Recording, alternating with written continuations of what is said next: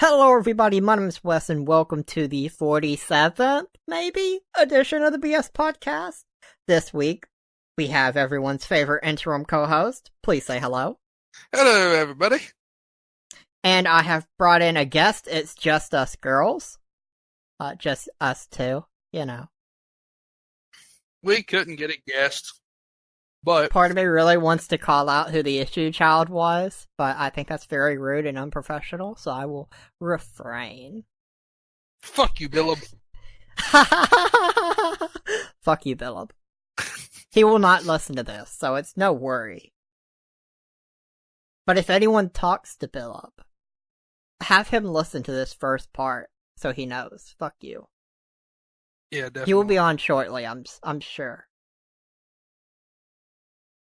Maybe we'll play it for him. Oh, we have to clip it, send it, nice little package, wrap it up, bow tie, everything. Just nice. Fuck you. Yes. So, how are things going in your world? I hear you've been dealing with great health lately. Oh, the best. Everything's trying to kill me. I've got this congestion shit and it won't go away.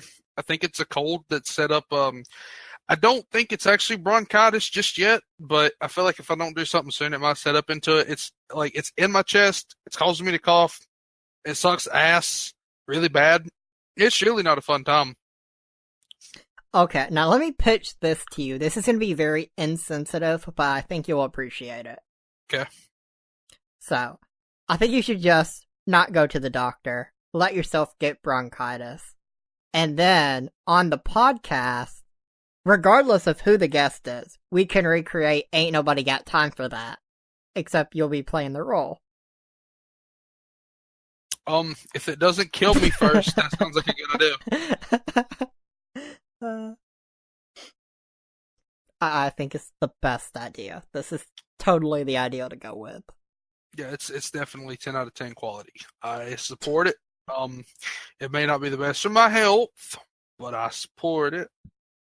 Well, I mean, clearly you've just been getting sick, because since I gave you the interim co-host position, you've just been trying to get out of it with your sick days that you think you get. No, sir.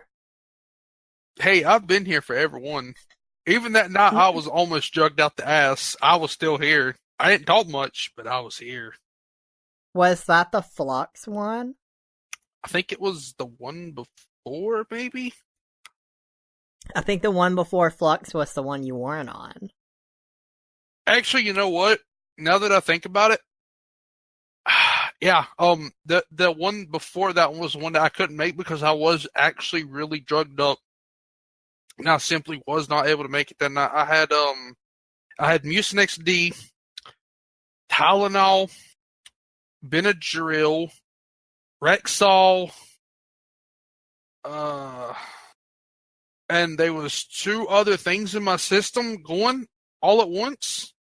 It was a fun time. I had a fucking party in me. And I'm sure a disclaimer for everyone listening. Clearly a medical professional told you that it's totally good to mix all those. Oh no, not a fuck. Me, myself, and I, as the medical professional said, start down this shit until you pass out.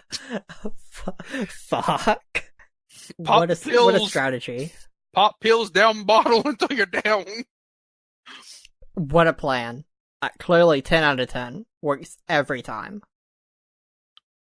I'm sure it sped up the healing process by a good bit. Clearly. With my perfect health, I still got the ear thing. I don't know if I've really talked about that on the podcast, but my theory, which I'm also don't think I'll go to the doctor for, unless it turns out I'm wrong. Because if I'm right, it's just added to the list of incurable things that happen to me. Like I have eczema, no cure for eczema. Have asthma, dormant asthma. No cure for that. And I'm pretty sure what's going on with my left ear, because it doesn't happen all the time, but it occurs in certain moments. It's happening right now, for the record. Which I don't know if that really helps or hurts my theory. It's not a pain or anything, and as long as there's noise going on, you won't notice it. But I'm pretty sure it's the pulsative tinnitus. Because if it was just like an ear infection, it's been weeks now. So if it was something like that, I'm pretty sure we would have already gotten to a critical mass of it getting worse, or me being in pain, or something like that. And, Tinnitus doesn't. Okay, so is it a ring? Is it like a ringing, or what's going on with it? it's like a pulsing thing. It's not what I read online, which is what I believe is what it is it syncs to your heartbeat, and you just hear like that kind of pulsing, kind of like a breathy type thing that just kind of goes to the beat of your heartbeat. Sounds not fun. I don't think I would like that. I don't specifically care for it. It freaked me out at first, and I still don't like it, but it's one of those things that I was hoping it'd go away, because it did kind of go away, but once I noticed it again, I'm not sure if it ever actually went away, or if I just kept my ears busy with noise. Because if I'm talking and I'm not focusing on it, I won't hear it. But, if you put focus on it, then you're more aware of it. So I don't know. I probably should go to the doctor about it eventually, but this is not currently the best time. And, as long as it doesn't get worse. It honestly does sound like tinnitus, because tinnitus isn't necessarily a ringing in the ear. It's just like a noise perception or ringing. I've watched videos that simulate sounds you'd hear, and none of those match me. But I didn't see a video specifically for pulsative tinnitus, and that's a different thing.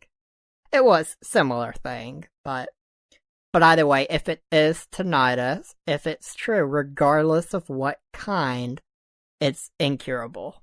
So, what's the point of going to the doctor? There are hearing aids you can buy and put in your ears that will actually cancel out the effects of tinnitus. Oh, and how much is that going to cost? Because we don't have the money. No, unless it costs like $20. Don't think that's in the budget. Yeah, I don't actually know how much such a thing costs. The only reason I know about it is because my dad has tinnitus really bad, and the doctor told him about it. It was like, hey, we got these hearing aids that you can put in your ear, and it'll kinda help. The thing is, and I'm trying to just take this mindset with it, that while I don't like it, if I just get used to it, and if I can believe that it's not a big deal, if I can just, like, I enjoy podcasts, for example, and as long as I'm listening to a podcast that's just constant noise, which podcasts are, it's, you don't hear it, you don't pay attention to it, but a problem, it definitely, I'm more aware of it when I'm wearing headphones. And that will be fun. But maybe not when, because like right now it's me talking, and that's not necessarily the loudest thing you can hear in your ear compared to like if you're talking. So maybe when I'm actually streaming, playing games, I won't notice it when I'm wearing headphones. But I definitely think wearing headphones makes it happen more, or I'm more aware of it when I'm wearing headphones. One of those two is probably true. Probably just the fact that I'm wearing headphones, so your ears are more closed in. Enough talk about ears. Let's move on to some actual topics, because these people don't download our podcast, or well, your podcast, I should say, to listen to us ramble about ears and how we're all going to go deaf in about 30 years. So that is true. What was the first topic you wanted to talk about?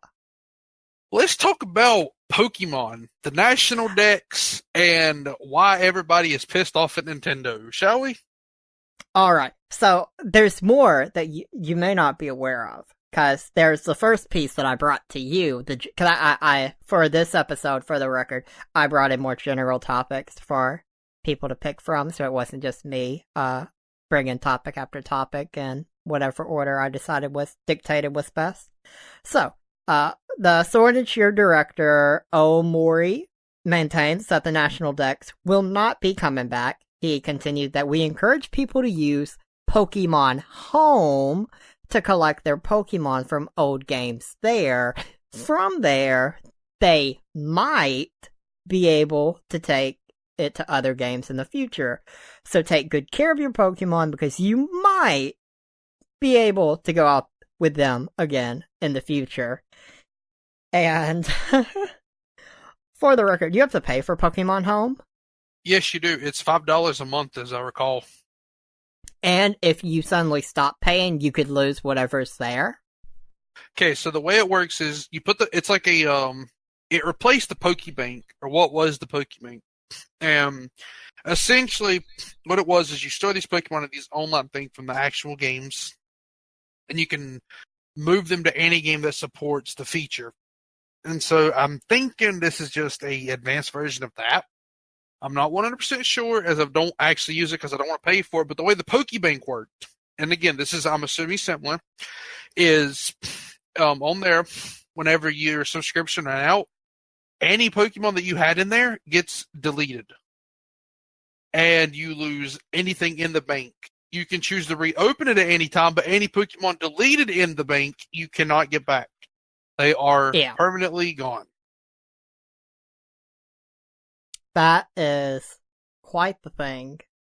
And obviously the reaction to this was not positive. But... No. Because the thing is, and why I emphasize the might, it means shit for the Sword and Shield. They've pretty much made it clear that old Pokemon will not really be something you do in this game. Besides the limited amount that they let you use. So, that's crazy to me. That you'd make that statement. Cause it just goes to like EA trying to justify, oh, we don't do microtransactions. You have it all wrong. There's just no point in making a statement like that because nobody's going to be on your side. No, I'm also one of those many people that are not happy about it at all. And as such, I actually am avoiding Sword and Shield until after it comes out to at least take a look at it because I'm not paying for it up front. I refuse. I was going to pre-order it. And then when I seen this shenanigans, I was, no, my money will not be going to, no, I refuse. It will not happen. And, if I have to, I'll just watch a live stream of it or something because I know some poor sod, they'll buy it and they'll play it and live stream it, and I'll watch it that way if I have to. I think the gameplay could be fun. It could be fun. Yep. I definitely think it's going to be trash. Okay, so there's a part 2 that I learned after I read this. And this isn't necessarily new news, but when this information came out, people didn't take it as what it was until a more recent statement. Did you know Pokemon Sword and Shield is including a restriction that you cannot catch Pokemon that you find in the wild that is higher level than what the game wants you to catch? I've heard something about this. I didn't know I don't know how high of a level it actually goes up to. That's honestly trash. For example, I seen someone stream, and I think it has to do with like where you're at in the game, like badges. I don't think it's necessarily what level your Pokemon are. But it's like, okay, until you do this, the highest level you can catch is like 20 or 25, or what have you. It's an interesting concept, actually. I disagree with it still, but that's interesting, I guess. I mean, I guess it means, essentially speaking, what they're doing with this is they're like, hey, you have to play this fucking game the way we want you to, and there is no alternatives. They're basically turning Pokemon into that unfun older sibling that grumbles and grouches everywhere. Yeah, I don't really understand the direction they're taking this game in. Like, I get the XP share thing, but it shouldn't be a required thing. It should be optional, and it was optional apparently. I've only played and beaten Fire Red, so my experience with this is very limited. But I get the appeal of XP share, but it should absolutely be a setting, not a requirement. I'm not necessarily on the you need every Pokemon to be in every game. I'm not necessarily on that camp, but that's not really what people are complaining about necessarily. They just want the option to bring in some of their old team. And I think that's more what people would want compared to. Because for me, I've never played a Pokemon game and ever really been like, okay, let me catch them all and it be a satisfying experience. Because, for example, like Sword and Shield, you literally can't realistically catch them all because some will be exclusive to one game and some the other. So you'd have to trade or whatever. And that's never really been the experience I'm looking for with that phrase. But Pokemon Sword and Shield are just making a lot of questionable decisions, like the animations. I don't know if you and I talked about the animations, but somewhere in this podcast history we've talked about the Pokemon Sword and Shield animations being lazy. It's just... I don't think me and you have talked about it, no. But in addition to them not bringing back the national decks, which really pisses me off, mind you, that is honestly one of the bigger turnoffs of the game. It really is. I honestly love my national decks. Not because I have the catch-all mentality. It's not that. It's the options. Because every now and again, I'll be like, I'm going to go find these just random-ass Pokemon, level them up, and see what I can do with them. Because you can challenge the Elite Four as many times as you want. And sometimes it's fun just going out and getting some of the older Pokemon that you don't use. Like, I remember one time I made a team of, like, it was like Muck, and it was like 2 Gen 1 Pokemon, 2 Gen 2, and then the last 2 was 1 from Gen 4 and 1 from Gen 5 or something like that. And they were just unpopular, unused, nobody liked them Pokemon. I got them, leveled them up a little bit, gave them some TMs and HMs and stuff, and I took them to the Elite Four just for fun. And you know, it was a fun time. I had fun leveling them and stuff. I had, I had fun with it. And the fact that that will no longer be an option really annoys me. Because I don't know what Pokemon they're bringing back. I also feel like it's a lazy design choice because they're saying the Nintendo Switch doesn't have enough power. And that's a crock of shit.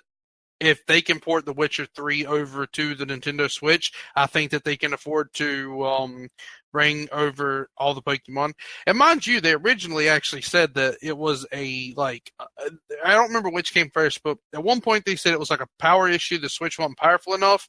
And then it was something like either later on or before that, they was like, oh yeah, it's actually because of we don't have enough time to go in and do all of them. And I get it. There's a lot of Pokemon. I think that this game will make it over 1,000. That's a lot of Pokemon. And I'm willing to cut them some slack.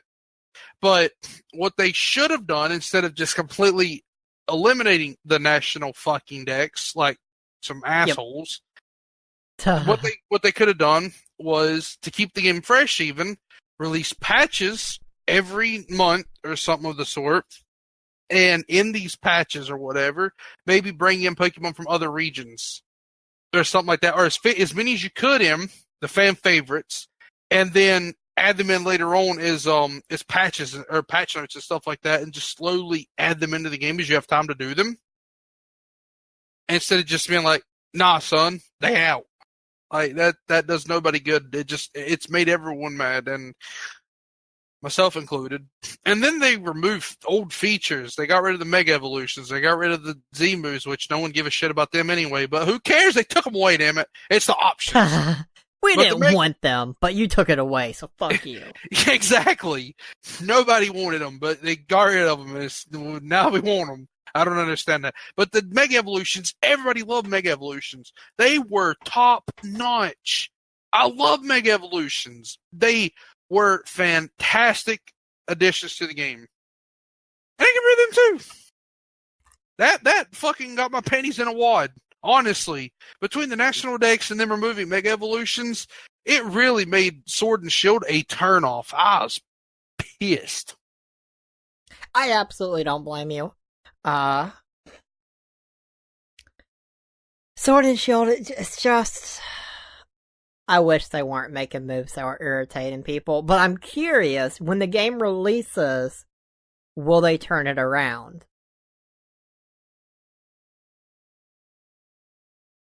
I don't know. I've been thinking about that too, dude. Like... Because we've seen it before, where you'll have controversy heading into the game, things people don't like and they complain about up until the release. But once it releases, sure, you'll still have that group of people complaining maybe, but you'll have more people praising it than not, and the praise takes over. I think I want to talk about what I found absolutely hilarious.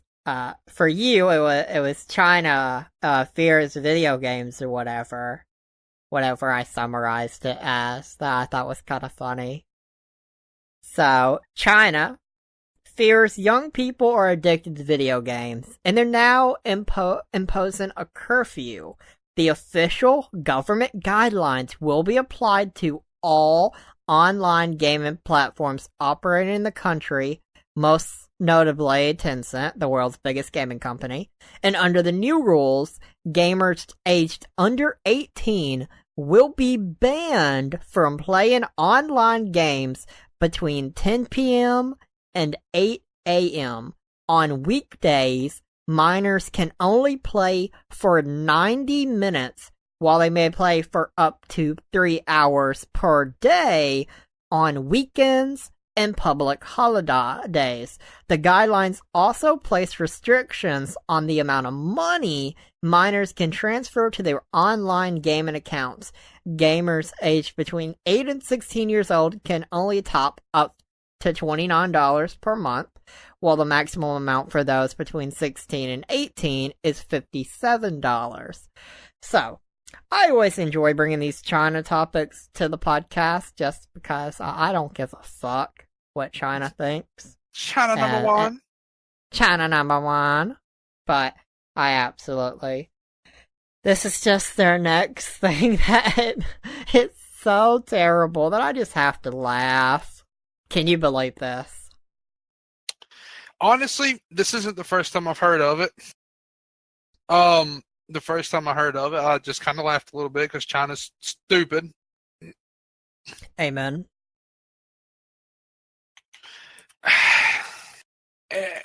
Man, it makes me frustrated. That's something that you didn't actually list, or if you did, I didn't hear it. They also put a microtransaction limit on there as well. You can only spend $56 a week at most. That's if you're between 16 and 18. Yes. It's 57. Is it it's 57? 29 it's 29 if you're between 8 and 16, and it's 57 if you're between 16 and 18. There's an awkward 16-year-old stance where I it lists 16 under both of these, so I'm not sure if it's up until you turn 16, and then once you're 16, I assume that's probably the case. But they were translating their China guidelines to English, so that's probably what happened. Honestly, I don't know. I want to know how they decided to come up with this. Like, is it anything to do with the protests going on over there? Are they just trying to piss everybody off? Like, what is their end goal with this? Because China's market is grossly overpopulated with Chinese gamers, and by doing this, you know there's got to be some real pissed off people over there. So, what are they hoping to gain with this other than an enemy of the state? Honestly, like, what is their end goal with this, you think? Well, I mean, if you're China and understanding what happens in China, what is anyone gonna do about it? You know, China has no worries. Anyone wants to play the we rebel game. I mean, that don't seem to go your way. I mean, does anything ever go their way for the average Chinese man? I mean, this is going further than just gaming at this point. I feel like the Chinese government is just kind of standing over them with a giant fish waiting to slap the piss out of them for them stepping out of line. Honestly, I don't know why fish, but, you know. Well, you know, they did jail Winnie the Pooh in South Park in China. So, I think that just shows what kind of place China is. How? I heard about that. I really want everybody to show up to BlizzCon in a Winnie the Pooh outfit. They can't ban us all. Can't do it. Or can they? They can't. They will go out of business. They simply cannot afford to ban literally everybody. It's not in their budget. This is true. Their budget is not that deep. But if China started funding them, maybe it is. I feel like if China started funding them, we'd have bigger problems at hand than them banning Winnie the Pooh from fucking BlizzCon. Yes, I agree. There would be much bigger problems. China is... What a place China is.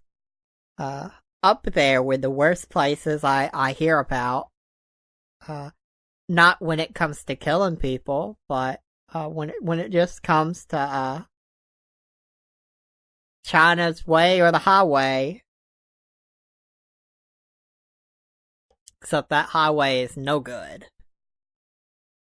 Speaking of countries that are just trying to kill their people, honestly, Australia's doing a damn good job at it, dude.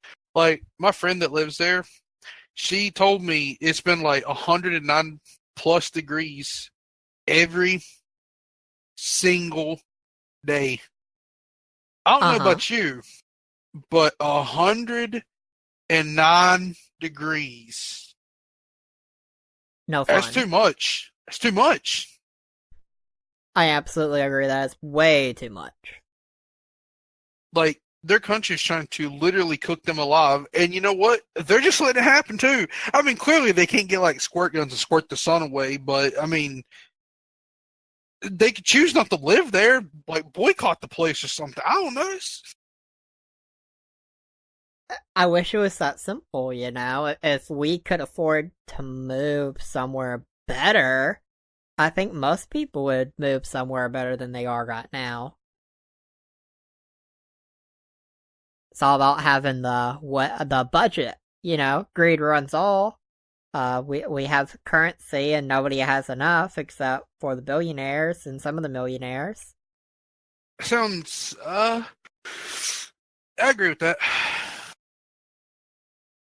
I can get behind that. You know, I'm really curious about this, the robocallers fined by the FCC topic. I've not heard anything about that, and I want to know more about it, so enlighten me. And spit the facts at me. I wish this was more in depth, but I mean, it's really pretty simple. The FCC has been working on fining the robocallers. And what they've tried to, the fines are up to $208 million. Do you want to know how much they've collected? I want you to guess. How much the FCC has collected?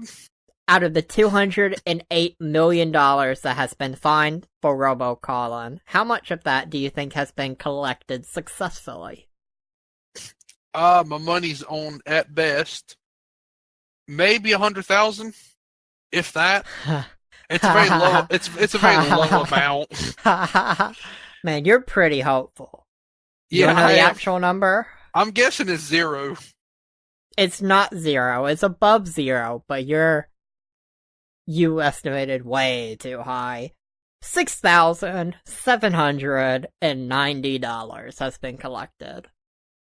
Better than zero.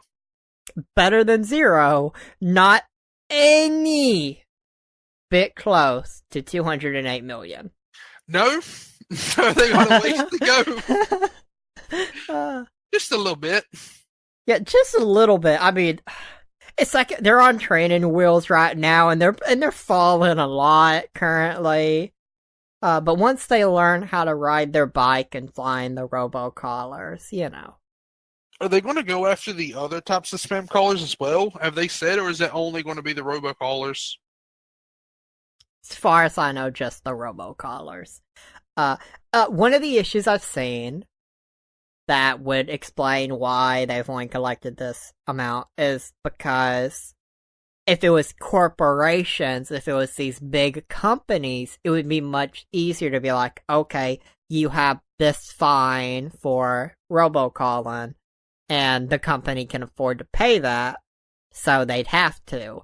But the robocalling thing is more an individual or small group that simply doesn't have the money to pay with these fines.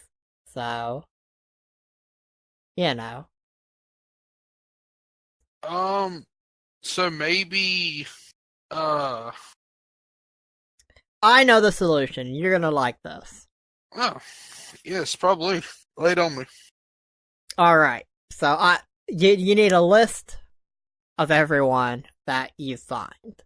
Remove the monetary thing, but keep the monetary thing at the same time. You don't need whatever the fine per person is. You don't need to fine them that in money, but you should go to where they live and just take things out of their home that would equivalently be worth that much. Maybe you take their car and their TV and all their electronics. Maybe they have an expensive watch and you take that. You take up until you hit the amount and then you leave. So basically, a fuck you, get fucked type of thing. And I like that. It's simple, it's effective, and I'm sure they'll put these items they take up for auction, meaning I could probably go get something really nice, really cheap. I am all for this. Steal from the assholes and give it to the people that have the money to buy the things from the I like that. I do. Exactly. It works well. Why charge them money? I mean, money... What's money good for nowadays? Just take the items that they've accumulated over their lifetime, take it from them, and sell it to other people. Yeah, because then they're going to have to be forced to replace all the stuff that you take, and essentially they're going to run out of money anyway. Absolutely. It's very interesting to me. I think that would be my solution in my dictatorship. That's what I'd do. I like this. This is a good idea. I support this. Plus, you never know. There could be some pretty good fun stashed away in there. Like, just the offshoot chance that some guy might be packing 50 cal rounds that are $50 a bullet, and I could go shoot them. I'm not saying that, you know. I'm just saying I really want to go shoot some 50 cal rounds, but they're very expensive. Very true. This could be your chance, your opportunity. You only get one shot. Speaking of one shot, we talked about Call of Duty Mobile and the big accomplishment they hit. I've been wrong on if you and I have talked about these things, but I am 1,000% confident you and I talked about the Call of Duty Mobile 100 million download accomplishment over their first month or whatever. Every single Call of Duty Mobile podcast topic that has been brought up, I have been a part of it. Every single one of them. Because me and you play it. We've not played it too recently. I've been busy with other things. I've just been really busy. I've not had a chance to. When you play Final Fantasy Opera Harmony after this. But anyway, side to point. Call of Duty Mobile. Yep. I'm curious about this achievement. The revenue update and stuff like that. I want to know if it's still going as strong as it was. Because as much as I hate Activision, go fuck themselves. I really want COD Mobile to succeed because it is genuinely a fun, free-to-play experience that you don't have to pay for.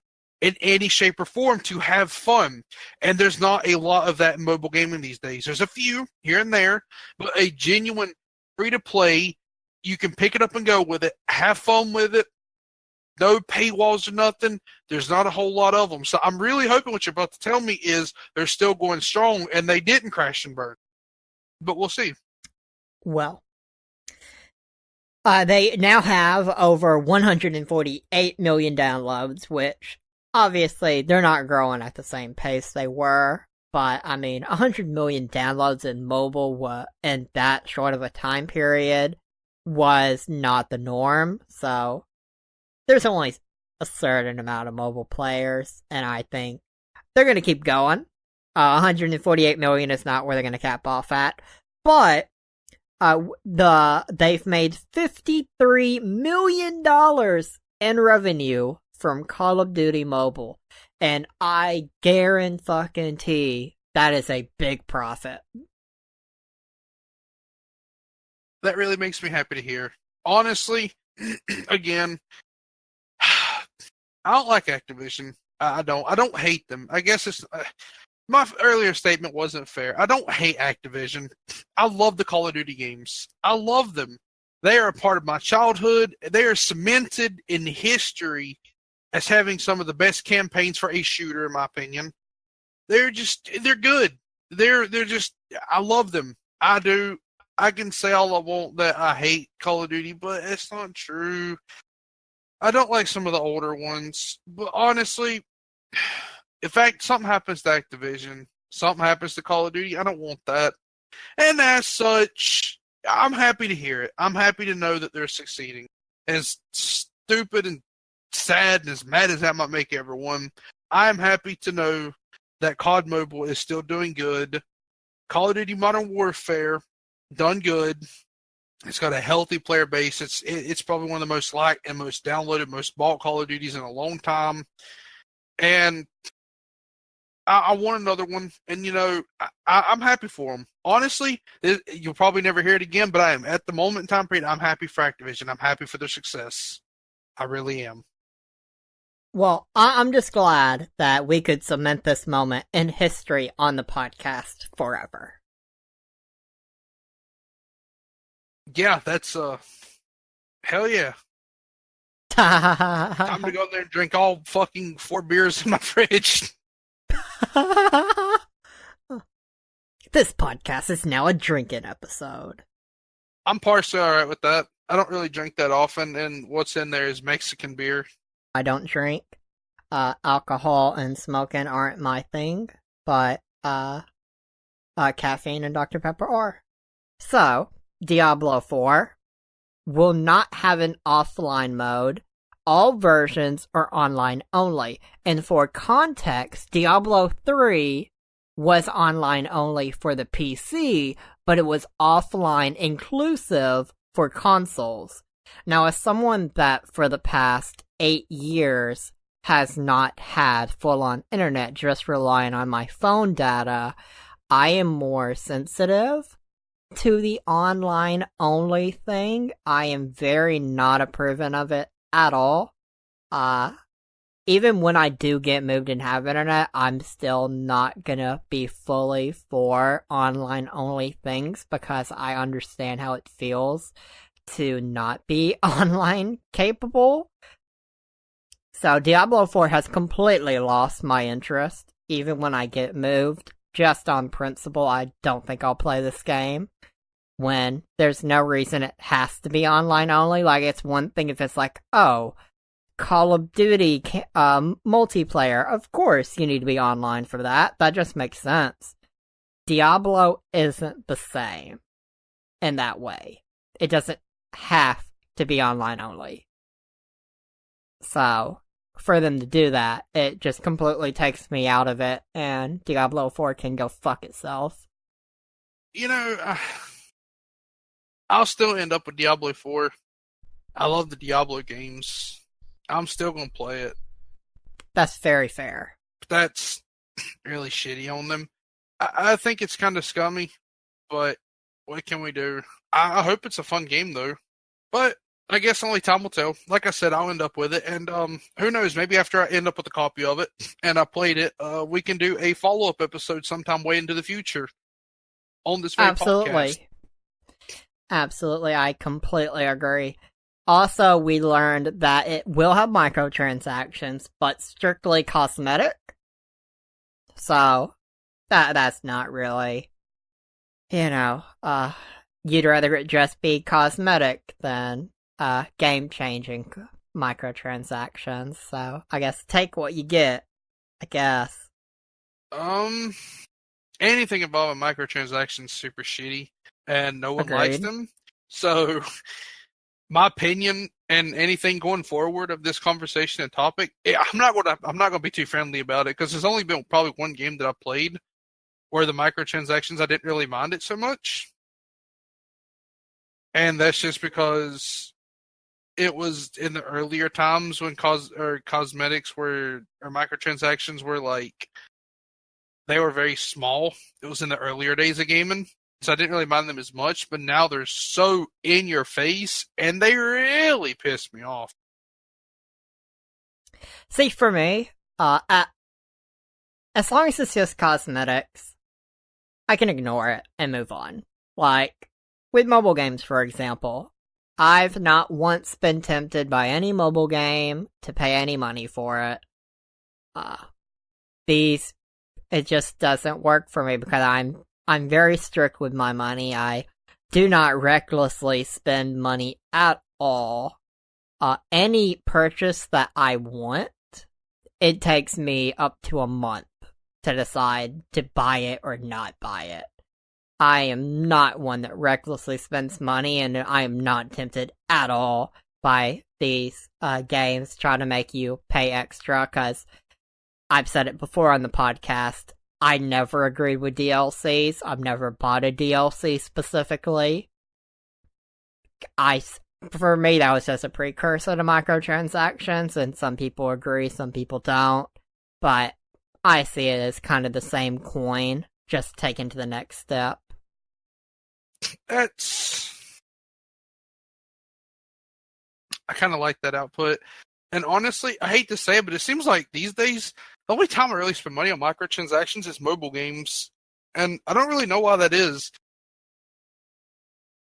Because your guard is down with mobile? It's not really a game that you take super seriously compared to, let's say, like a Destiny 2 or, let's say, Call of Duty Modern Warfare. I think there's a different standard for those kinds of games. I think it might also have something to do with the fact that with mobile games, generally speaking, I've never paid more than $5 for a mobile game to actually own it. And as such, I'm more willing to spend a couple dollars here, maybe $20 there into a game that I'm getting a lot of enjoyment out of that I didn't pay for that's free, as opposed to paying $60 for a game and then turning around and being like, oh, give us more money for these cool things that should already be in the game, but they're not. Yeah. And I think that really plays a big part in it. So, honestly, shout out to mobile gaming companies. They're microtransaction hungry as hell, and a lot of games are pay to win, but everybody got to eat.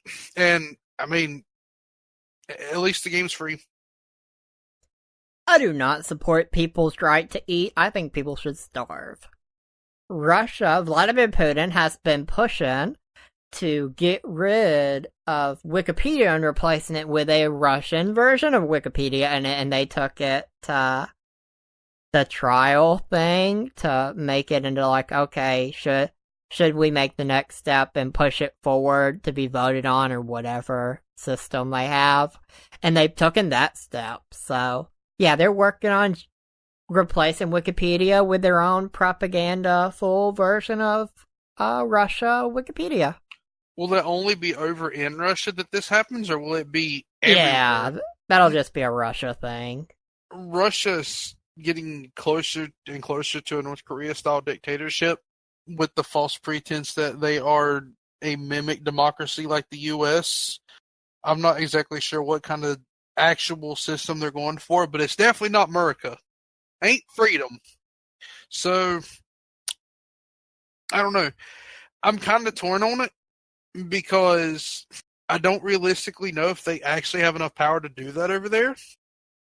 I feel like Wikipedia has to give the okay for it, and I feel like Russia would have to give them a lot of money. And I feel like if Russia offers them a lot of money, that's going to be a problem because they'll probably take it because they're already hurting for money. I have a counterpoint. Okay. What about what China does, where they just ban stuff and replace it with their own version of it that they banned? I'm pretty sure China has their own Wikipedia, just like they have their own YouTube thing. Do they really? Actually? I'm pretty sure. I am 85% positive. I could be wrong, but I'm 85% sure. I'm going to look this up real quick because I am okay with that. I'm okay with some fact checking. See, does China have its own? Does China have its own internet? That's hilarious. All right, so does China have its own Wikipedia? China is making an official version of Wikipedia. By next year, China is planning to have its own official version of the massive online encyclopedia. So they're in the process of it. Yes, sir. So I wasn't necessarily wrong. I was just not quite up to date. All versions I thought it was already a thing. All versions of Wikipedia are currently blocked in China. The Chinese Wikipedia I was right about that. Launched in May 2001. Wikipedia received positive coverage in China's whatever. It was blocked because of the Tiananmen Square thing. That's amusing. What countries does China control? That is... China controls Afghanistan? Wow. I'm confused. Has that always been a thing? What? No, that can't be right. Hold on. No. There's no way. There is no Keep way. Digging. Keep digging. I'm enjoying this. Keep digging. Does China own Afghanistan? What the fuck? How do you spell Afghanistan? Hold on. I don't fucking know.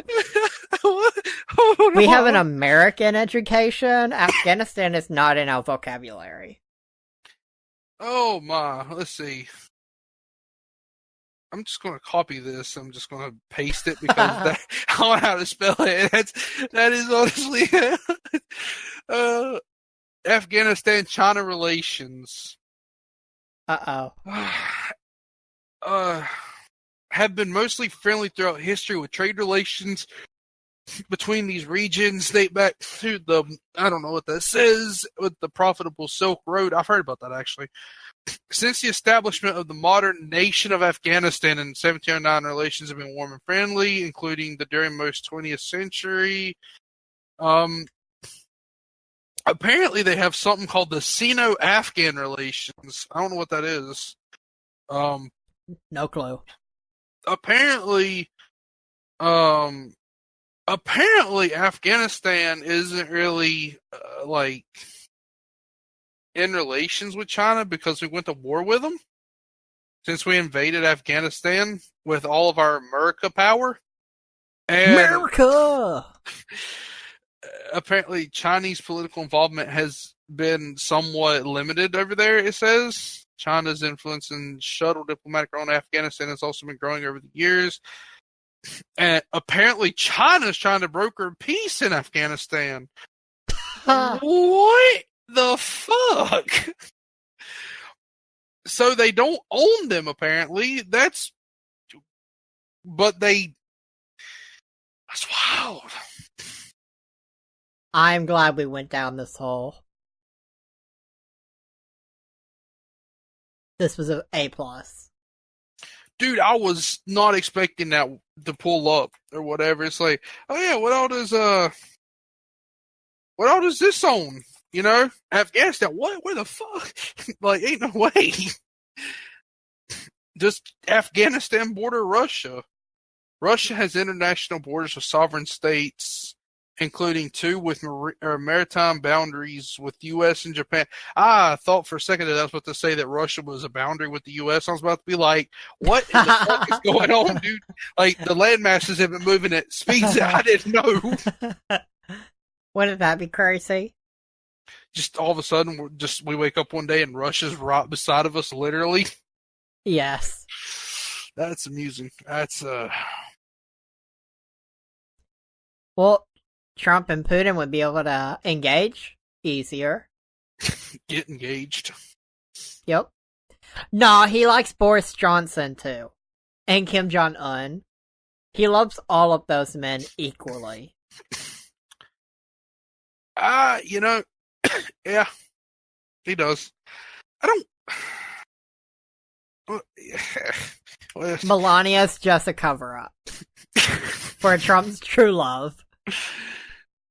Oh yes, Russian democracy, Trump's one true weakness. Yes. I'll start watching something, and it'll somehow spiral out of control, and I'll end up like spending the next like 3 hours watching Gordon Ramsay. I love Gordon Ramsay. Can we talk about Gordon Ramsay?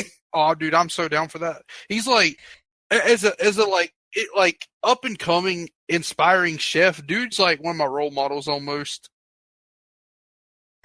And that's the thing. Like, he's really fucking talented. Like, undeniably one of the best at what he does.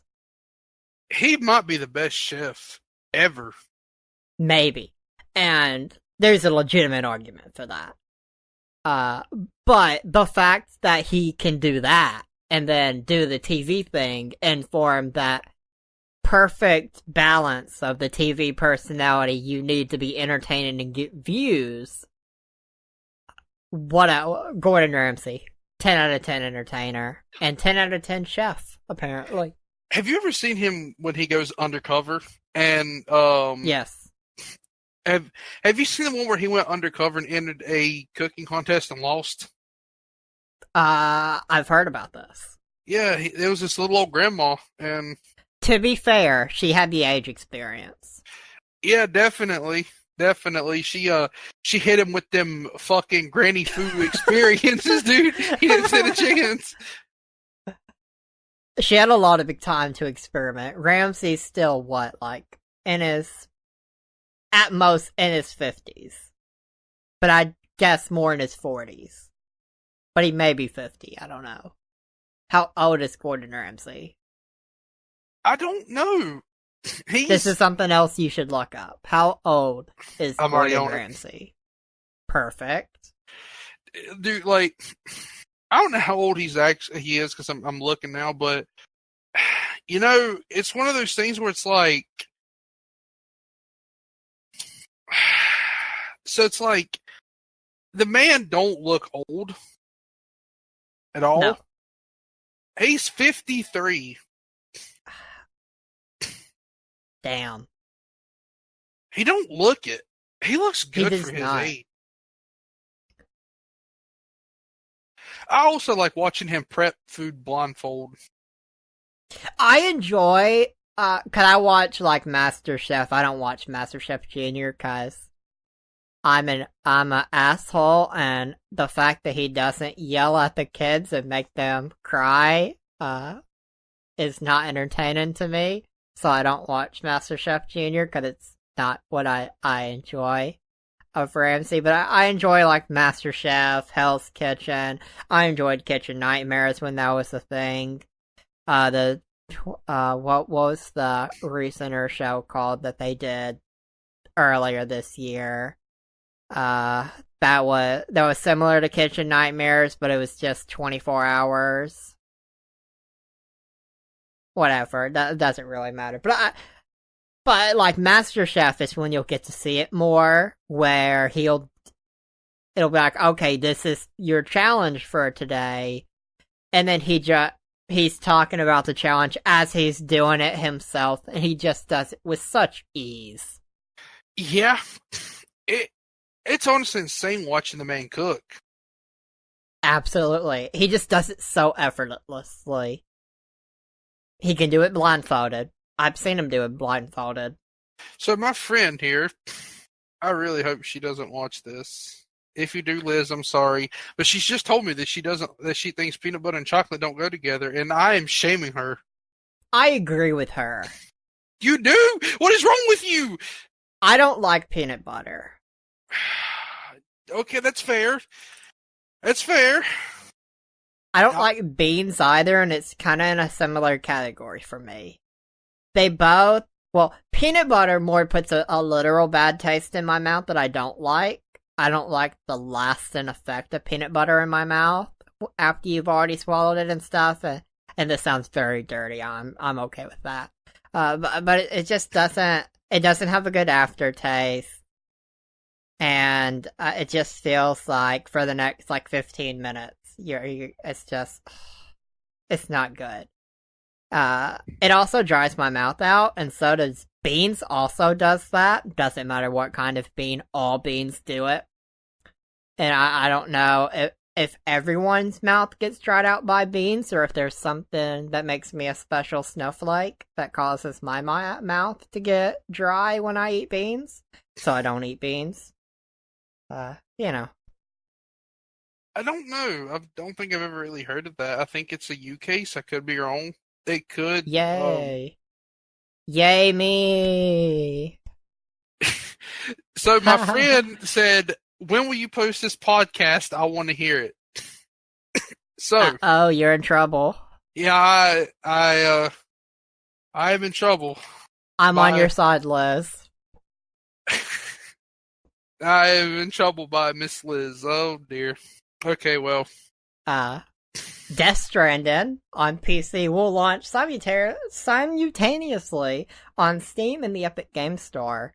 Now, obviously I've not played Death Stranding, but I've seen the commercials, I've seen the trailer, I've heard people talk about it, well, I've read people talk about it. I feel like it's a boring game from everything I've seen. I want your thoughts, though. I want to see if you can change my mind. Maybe you have a different opinion. Maybe you feel the same. I'm not even going to try. Fuck that game. It looks boring. It looks terrible. Kojima is a horrible game director, in my personal opinion. I don't know what games they've done, so I don't know I can say that, but don't they do the Yu-Gi-Oh games? That's Konami, and he no longer is with them. Oh. I wasn't too far off. I don't know what games they do, so I couldn't say safely. But, you know, Death Stranding just does not look like it's my cup of tea at all. It's a walking simulator with no plot. And if I'm okay with a walking simulator, but it has to have a plot. Like Telltale games, they're glorified walking simulators. I guess, with that being said, I've played walking simulators in the past. They're not that great. This one here is it's just especially not good looking because let's be honest, Kojima, he's a weird motherfucker. And his game just don't make no sense to me. It don't make no fucking sense. Yeah, it doesn't look like a game I'd really play. I'm all about a walking simulator if it has something that can interest me. But, nah, not this one. Fuck Death Stranding. We're never gonna talk about it again. Yeah, never. Honestly, just fuck that game. It's terrible. Yes. Completely agree. Well, speaking of terrible games, I'm sure you're gonna agree with me here. Super Smash Bros. Ultimate, clearly a terrible game. I mean, it's only the best-selling fighting game of all time. Big whoop. Clearly terrible game. Super Smash Bros. Ultimate, best-selling fighting game. Smashed its way into the record books. The title was previously held by Street Fighter II, which sold 15.5 million units after releasing 7 unique versions since its launch in 1991. Super Smash Bros. Ultimate, however, did not need this much time or that many versions. It holds the distinction as the fastest selling Nintendo game of all time with 12.08 million units sold in just 3 weeks after its release on December 7th. And according to their Nintendo's half-year financial report, that number stood at 15.71 million copies by September 30th, which means that it took less than a year to surpass Street Fighter II. It's overtaken Super Mario Odyssey that had 15.38 million copies sold, and The Legend of Zelda Breath of the Wild with 14.54 million copies sold to become the second best-selling game for the Nintendo Switch. It's way behind Mario Kart 8 Deluxe, which has 19.01 million copies as the best-selling title on the console. And it's interesting to me, you know? Because for the record, 19 million copies, 19.01, with Mario Kart is the best selling. And there's been 41.67 million units sold of the Nintendo Switch. So it's interesting to me that the highest game copy is not even half of that number. You know, I don't know. I'm going to keep it real with you. I'm not one of those hype it up, Smash is the best fighting game of all time person. I own the game, and it's just very mad to me. It was my first Smash game. Everyone's like, you gotta get Smash, you gotta get Smash, you gotta get Smash, you gotta get Smash. It's the best game ever. Okay, fine. I got Smash, and well, I don't see what's so special about it. I mean, I guess I see the appeal, but honestly, I don't care about it. I struggle with fighting games in general. Like, whether it be Mortal Kombat, or Street Fighter, or, what's the other big one? There's Mortal Kombat, Street Fighter, Soul Calibur, It may be that one that I'm missing. There's Fighter Z. Maybe. I don't know what that one is. But fighting games in general, like, I was a big fighting game person as a kid. I played, like, Dragon Ball Z Budokai Tenkaichi. I played Budokai 2, 3, Tenkaichi 1 through 3, Dragon Ball Z Saga, Super Dragon Ball Z, which is an ironic game title now. I played all those games. I loved the Dragon Ball games. I was a big Dragon Ball Z fan as a kid. I had muscle memory of Budokai Tenkaichi 2 and 3. I beat the neighbors at that game. I was A+ level in my local neighborhood at the Dragon Ball Z fighting game. So, but now, I just don't have the same appreciation for fighting games. I really don't like fighting games. Honestly, I can't stand them. Being completely honest, I can't stand fighting games. I just don't like them. That's very fair. It's probably because I suck ass at everyone that I've ever tried to play. But Oh, this is a question. This is an off-topic question. Do you agree or disagree with the concept that you can't say a game is bad just because you're bad at it? You can't dislike the game because you suck. I feel that's not fair. I agree. I feel like if you're bad at the game, you're not getting the full experience of it.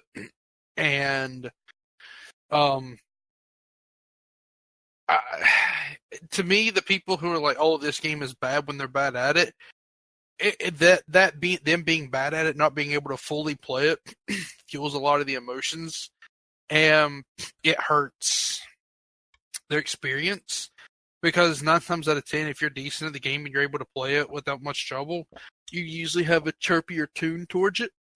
But absolutely, it doesn't always happen, I guess. I don't know. I definitely disagree with the people who say that. And then the people who don't like the game because of what kind of genre it is and they're automatically like it's bad. Like, I have a buddy, Matt, who is a word that I can't say on the podcast. I was about to, and then I realized I couldn't.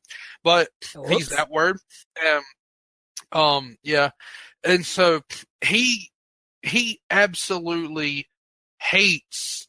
He doesn't absolutely hate them. He's always talking shit about certain games simply because he doesn't like them, and he's always saying that they're bad. And his opinion of the game is bad simply because he doesn't like the type of game it is. He's never tried it, never played it. He has no idea about the game. He bases his opinion off of online reviews, what he reads, and the fact that he doesn't like the type of game. And that's how he forms his opinion. It's a bad game. And it pisses me off to no end. It really does. You know what I've learned At my clearly old age, I'm so old, I'm so wise that I just learn things. And what I found that is the middle ground. If you're bad at a game, you don't enjoy it because you're bad, and you don't feel the reward for suddenly, like, okay, maybe you struggle at this part of the game, and it takes you like 30 minutes to beat it, and you finally accomplish it. For me, I don't feel any satisfaction. It's just like, okay, I beat it, woohoo. Now move on to the next frustrating thing. I find when talking to other people, if you just say you didn't really care for it, it's not really a game for you, that'll please people. People won't get on your case so much if you just say it's not a game for you. As long as you don't directly hate on the game. That's the middle ground I found. Yeah, and people are so quick to judge games. I'll have you know, Fire Red is a great game.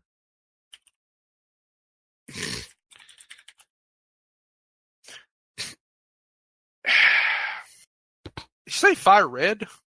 Yeah, I said Fire Red. That's what yeah, okay. It's the latest game I played, so I figured I'd praise it. Okay, so as someone who has the Pokemon games, as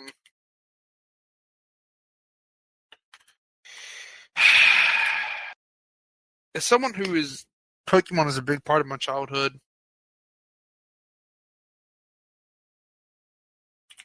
Man, damn, it's so hard to like put into word what I'm trying to say. Okay, so Pokemon's a big part of my childhood, and as such, the very first time I played Pokemon, it was a copy of Fire Red on my Game Boy. I got it for my 5th birthday, and I was a wee little lad. I loved that game. I still have the copy of it. I loved it. Pokemon has been a part of my childhood, so hearing Fire Red is the best game makes me get filled with so many different emotions because I both agree and disagree. Because to me, Crystal and Emerald is the best game, but Fire Red holds a special place in my heart. And you having recently played it, and that being the only one you played, And beat. exactly. I feel like you really need to give the others a go. I really do.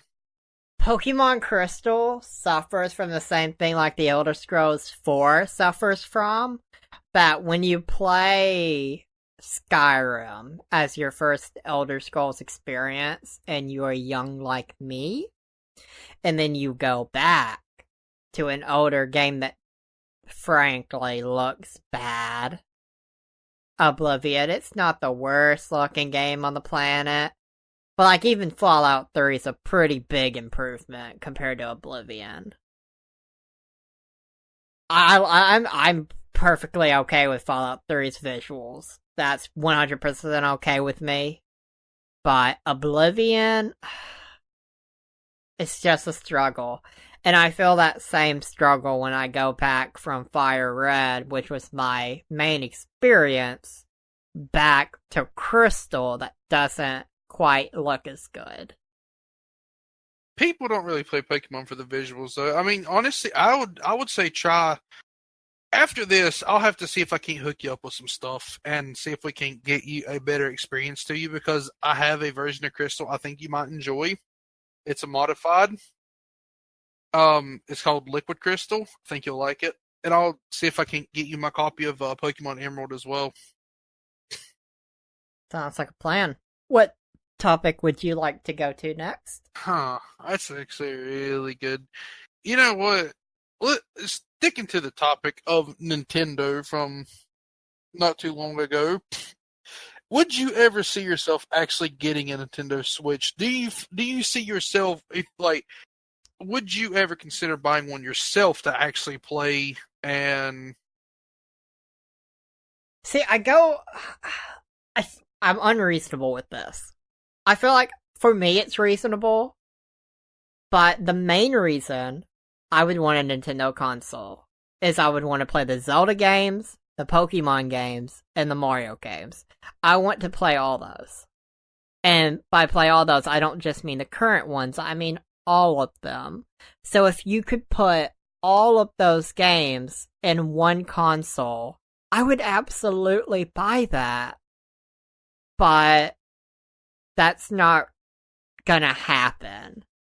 And if that could just happen, like if all those games would suddenly appear on the Nintendo Switch, I would absolutely get a Nintendo Switch because that's what I've been looking for. I just want one console to catch up to it all.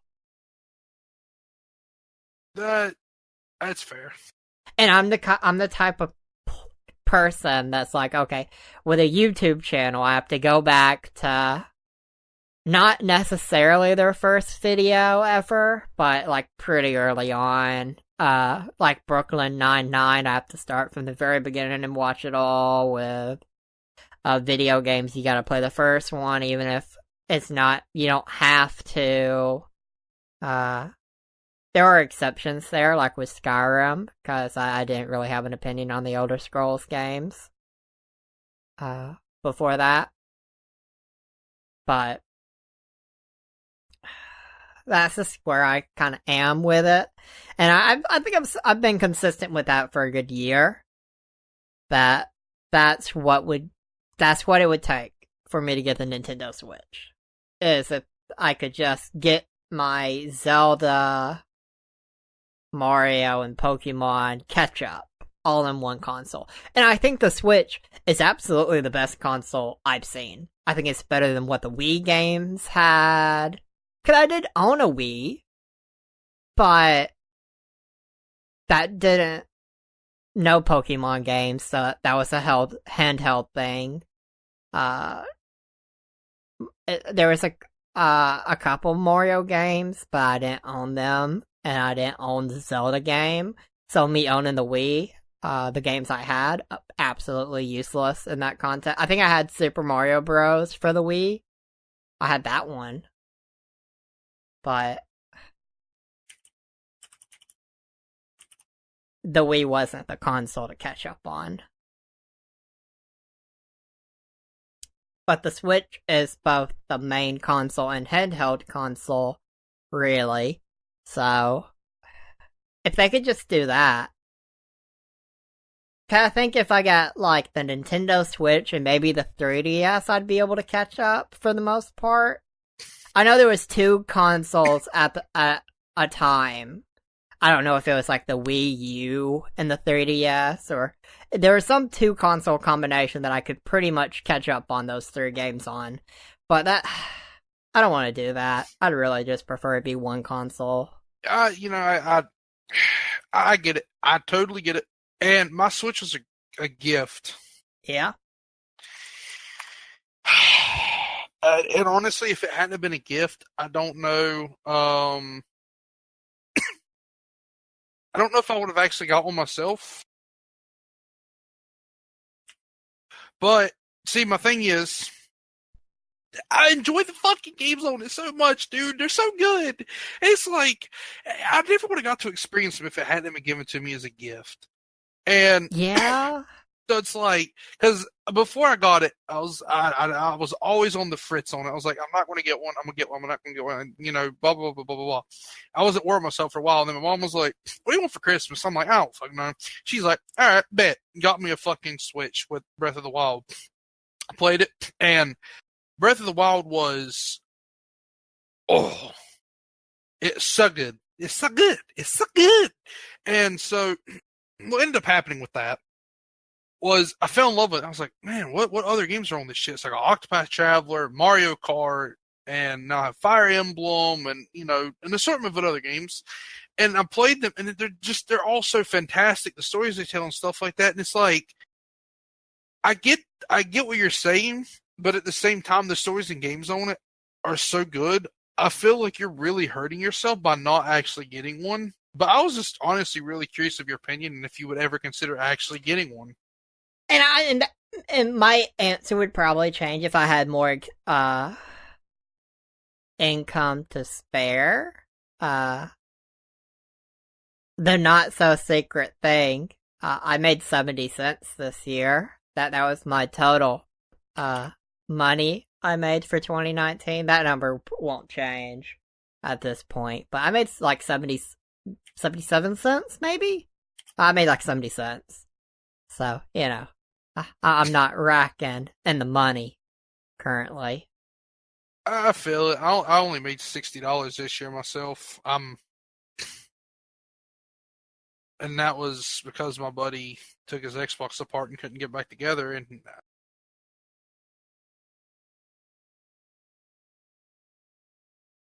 yep.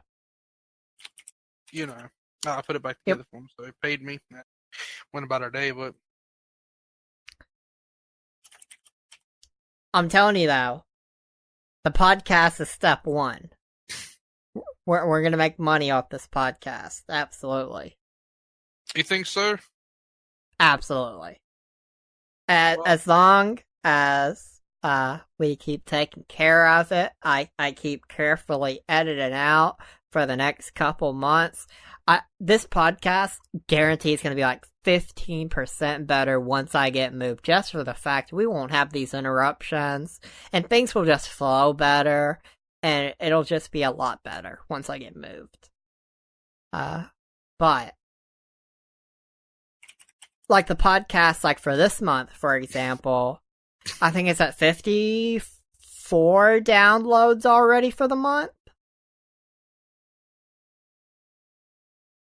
Because we got that iTunes boost, and that's, we've got iTunes is the number 3 place that listens to the podcast now after this month. It's completely taken over the Alexa Echo jump that I had for a few months.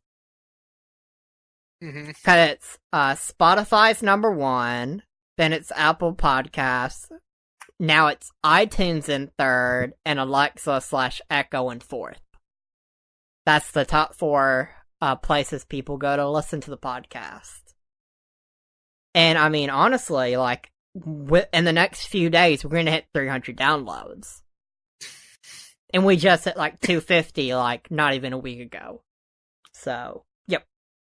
You know what? I am... And I want to say this before you say what you say. Because I noticed it, I didn't say anything, but I noticed it, and I appreciate it. It's that since you've been a co-host, I've seen you bring up the podcast more and more in conversations, and I've seen it. Whether it be in voice chat with others in the YouTuber server, or what have you. I've noticed it, I appreciate it, and I want to account that to why this month has been a good month. Well, you've let me come on as a co-host. You've let me be a part of it, and you essentially speaking, you're literally let me treat this thing as if I'm right there with you, as a co-owner to the thing. You're giving me, there's no strict restrictions, no boundaries, and me and you have a lot of fun doing it. And I feel like the best thing that I can honestly do to return the favor is by spreading it around and help with it. I mean, I done it with my own channel back when I was active with it, and I mean, yeah, that's an unfortunate situation. I'd like to see that get back going one day, but I ain't worried about it. Okay, realistically, is it going to come back? It depends on my health and Cody's schedule. Realistically, as it currently stands, yes, but it's going to be some time because I'm still having health problems, although nowhere near serious, minor here and there, and I'm mostly better. And I could probably go back to editing. I don't have a whole lot of time. Literally, my day, the way it's going, I'm waking up about 11 to 12 because I'm going to bed so fucking late as it is. I'm getting up around 11 or 12, leaving at 2, so it's giving me like 2 hours to sit down at my computer at best, if that. And then, because I like to lay in bed a little bit. Of course. So I'm usually getting like an hour or so to sit down at my computer. Then I'll leave. We go get my sister from school, and then I have to go to the store. I have to get the groceries, come home and prepare dinner, and I spend all evening cooking. And usually by the time we're done with that, it's around 6:30, 7 o'clock. And then because I've been on this diet, I've been trying to go out and walk. So I've usually been going to Walmart or something like that to go walk around just to look around and stuff. And so I've not been getting home until almost 8 o'clock every night. So from 2 p.m. till 8 my time, I'm not even home almost. And when I am home, I'm just extremely busy. Mom leaves at 8:30. And so I come back inside and I sit down at 8:30. I'm usually exhausted at this point. Dad goes to bed at 9. And then from 9 on, I usually have the rest of the night to myself. But I'm so exhausted that I just kind of want to chill. And I've not had it in me mentally to go down, to sit and do all the work involved with editing the subtitles and stuff like that. And admittedly, if Cody and Will ever watches this podcast, they're going to get mad at me, and so be it. I enjoy doing the podcast with you more than I did my channel. I have more fun talking to the people. I enjoy the interaction, the social interaction of chatting with you and the guests and stuff like that more than I did trying to record and stuff, because you kind of have to fake it until you make it kind of deal. And it's hard to keep that mentality going because we didn't use scripts because of the type of videos we made. And Yep. so all of it was natural. As soon as it started rolling, that was it. What you saw us doing, that was us. But the problem is, I was subconsciously thinking about a lot of stuff the whole time because I had to make sure there was a lot of words not said. I had to filter out what I was saying, and I had to monitor what was being done. And there was just a lot to it, and it put a lot of stress on us. And Cody doesn't have the time. He's in law school because he's a dum-dum. And Will's there. Honestly speaking, Will's there. He doesn't have any editing software. He can record, but he doesn't have any editing software. And yeah, you get the gist of it.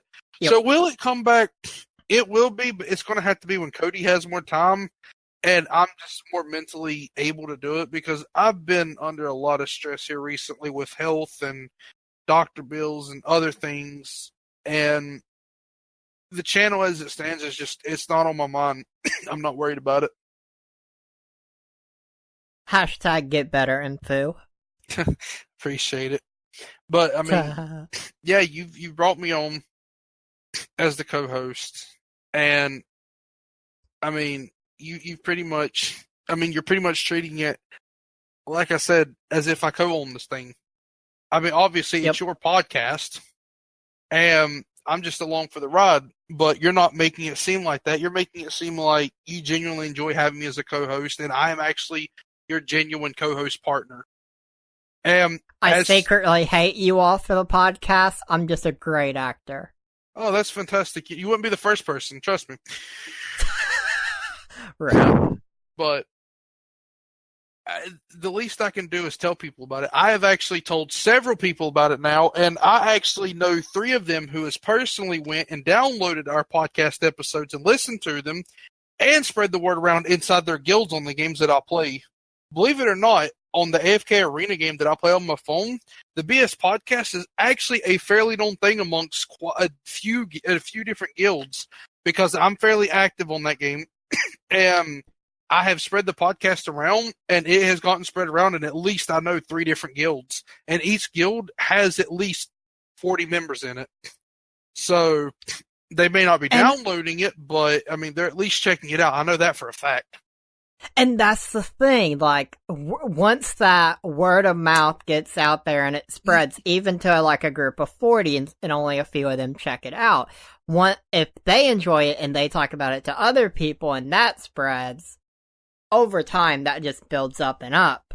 And, like, this month, for example, this month is gonna break the cycle. Because normally it's, okay, you have the best month you've ever had, and then the next month it'll be right under it, but it won't quite be that, and then the month after it'll be the best it's ever been, and then etc., etc. It'll keep going with that pattern. But this month is going to be the best month ever for downloads. It's going to pass 58.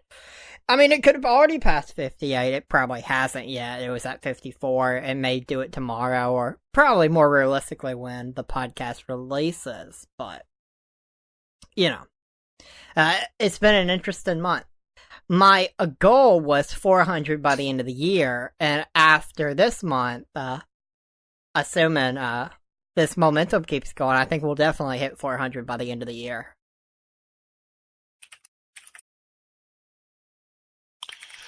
Well, we shall see. I plan to keep spreading it around. There's new players every day. I mean, as you saw, I'm definitely... I do tell people about it and stuff of the sort, so I guess we'll see. We will see. It'll be interesting. So, I guess, an actual topic, US gamers have spent $27.9 billion in 2019 so far. Q3 2019 Games Market Dynamics US report states spending for January 1st to September 30th reached that, a slight increase 1% year on year. The best performing games of the last quarter included Borderlands 3, Candy Crush Saga, Fortnite, Grand Theft Auto 5, Madden NFL 20, Minecraft, NBA 2K20, and Pokemon Go. While the Switch continues to sell well, fallen sales from the other platforms mean year-to-year spending for the overall video games hardware market fell 23% compared to 2018, which had $1.9 billion. The Q3 hardware spending is $575 million. So, 1% increase in amount spent in games. Mostly games you would suspect: Candy Crush Saga, Fortnite, Minecraft, Pokemon Go, some sports games, and Grand Theft Auto 5. It's very interesting to see what is being the profitable things, especially when we're talking about 2019, but we're not necessarily talking about 2019 games that are the moneymakers. That's interesting. I mean, that's a lot of fucking money spent on games and just gaming in general. It's really good. It keeps the gaming market afloat, though, and I'm happy to hear it because I don't want gaming to go away, considering that's my main hobby, or it was before I got a life. Now you're a podcaster. Yep. Which is fun, but I do miss the game from where I wasn't as busy. And I don't know. I'm happy to hear that, though. I'm glad people keep pouring. I mean, I'll admit it. I've spent, hell, just in the last, I think it was month and a half, maybe, I've spent like $50 on mobile gaming. And that's not to mention the actual physical copies of games that I've acquired either through my birthday coming up or just because I bought it because I could. So, I mean, hey, When's your birthday again? November 13th in like 3 days, I think. I don't know. I don't really care about it. 2 days? Other people care for whatever reason. 2 days. I'll probably forget. I forget everyone's birthday. It's really nothing personal. If mine wasn't mine, I wouldn't know it. Same way with a phone number. I know my phone number, but I don't know anyone else's phone number. Which is not good. You should know people's numbers, but... I know my mom's. I know my dad's. That's it. The only reason I remember mine's because I punched in so fucking often. And the only reason I remember my birthday is because of how often it gets brought up and talked about. Because I was born on the 13th, which is an unlucky number. Oh, I was gonna hope that it was gonna be on a Friday this year, but no such luck. Oak Wednesday. Yeah. Icky Wednesday, middle of the week. I have had my birthday on Fridays before, and they're not fun days. I actually tend to have worse luck on my birthdays when they're on Fridays. I'm not a super superstitious person, but there can't be there's just certain things that I can't chalk up as a coincidence. Like the other night, remember when that tree fell? And I sent pictures of it. Yes. Okay, so Yes. that day in my yard, as you know, black cats are bad luck. That They day, are. a huge chonker of a black cat come walking across my yard. And the craziest thing happened. As it was walking, me and my mom was in the bathroom. She was doing her hair, and I was in there talking to her.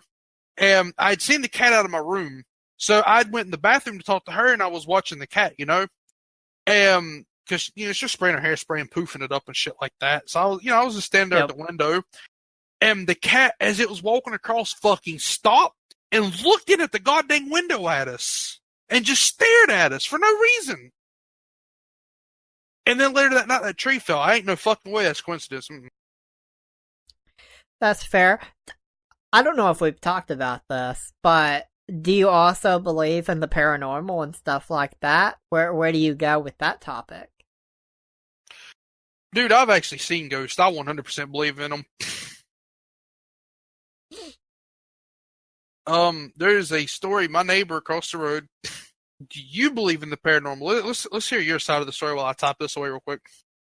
All right, so I am the kind of person that I don't believe in talking about anything I perceive as the paranormal from under 18, because when I go on Reddit and I read about it, if I see someone talk about something from when they were a kid, I immediately dismiss it because you can fake some memories unintentionally, and you don't do that consciously.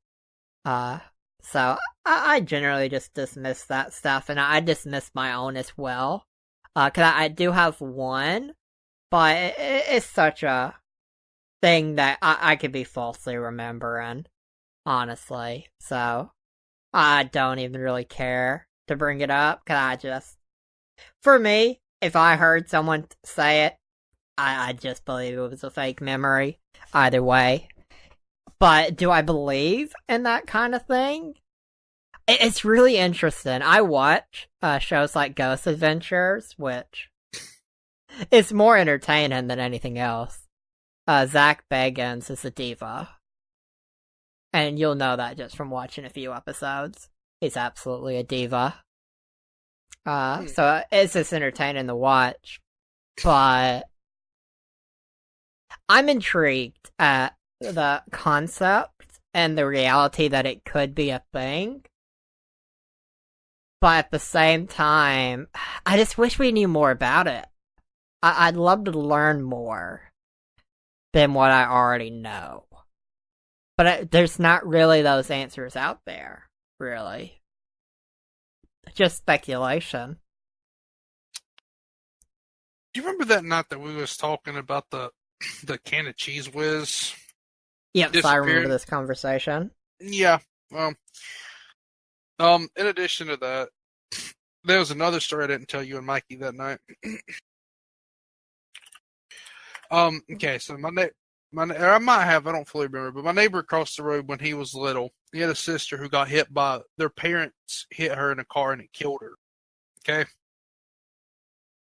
Very tragic story, but it happened. He was leaving for work one early morning. He got in his car. She was behind it, outside getting ready for school or going to the bus or something. He didn't see her, and he run over and it killed her. You can still find. I've seen it. I've seen her. You can see her ghost in the house or whatever, in the windows and stuff occasionally. And there was a time period where the house was vacant, and you could go outside sometimes at night or look across the road.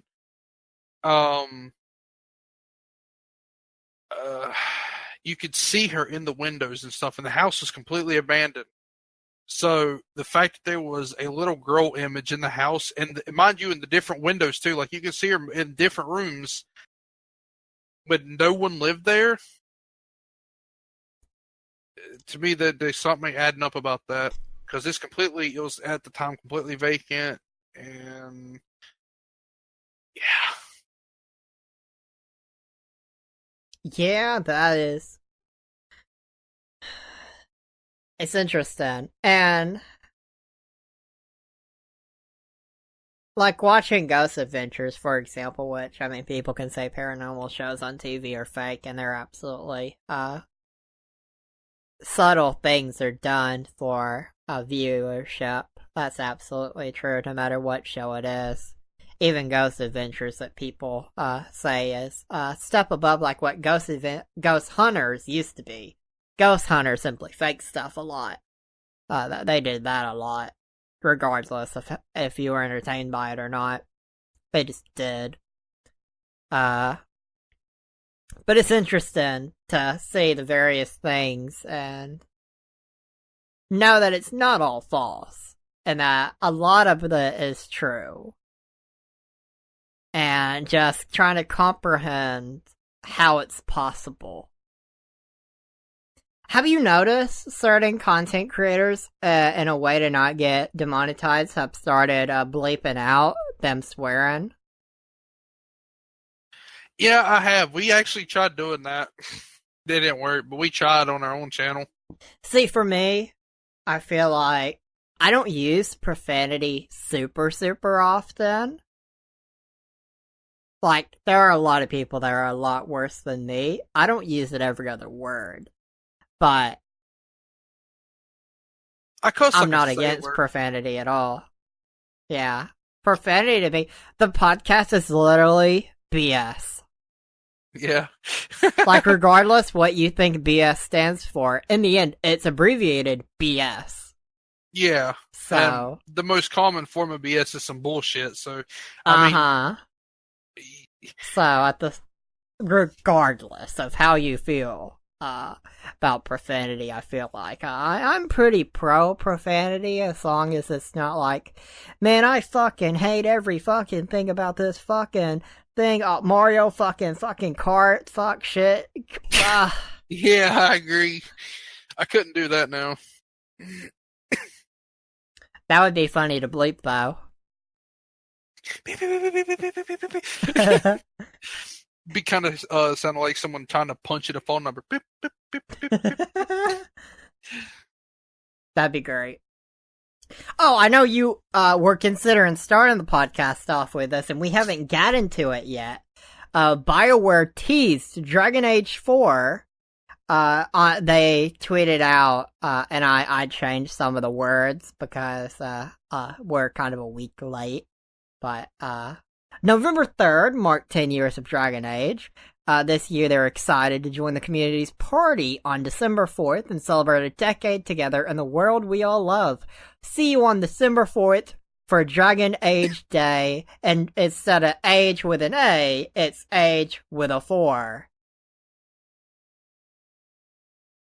That's pretty cool. What is your experience with the Dragon Age games, and are you excited for them teasing Dragon Age 4? Yes, extremely excited. I love the Dragon Age games. They are actually really good RPGs. They're well worth playing by anybody. They are just really good games. And I would honestly recommend anyone who has not played a Dragon Age game to do it. Definitely do it. Just as the Emperor himself once said, yeah. And as everyone's hero, Shia LaBeouf, said, just do it. Yeah, the games are they're not your average Skyrim level open world RPG thing. They are very open world and there is a lot to do in them and stuff. The stories are pretty nice. I think they're a little bit subpar compared to some other fleshed out RPGs because there is lore to the games, but unlike these other ones like Assassin's Creed Odyssey, Skyrim, and so on and so forth, these games here, it's one of those you really need to play them in order.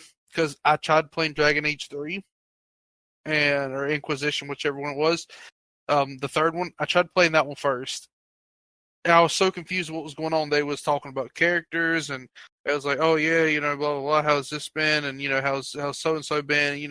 Right off the bat is returning characters, and they are bringing up memories of the past games right off the bat. Like, this was literally in the starting area of the game.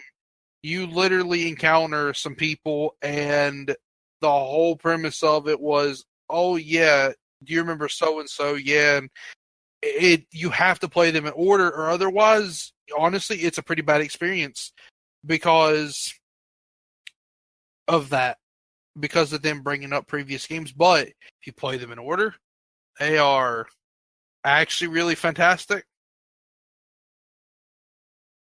Absolutely. I've enjoyed both playing some of the Dragon Age games and watching some of the Dragon Age games, especially like Dragon Age 2 made for a good watch on YouTube back when I was younger. It made for a really good watch.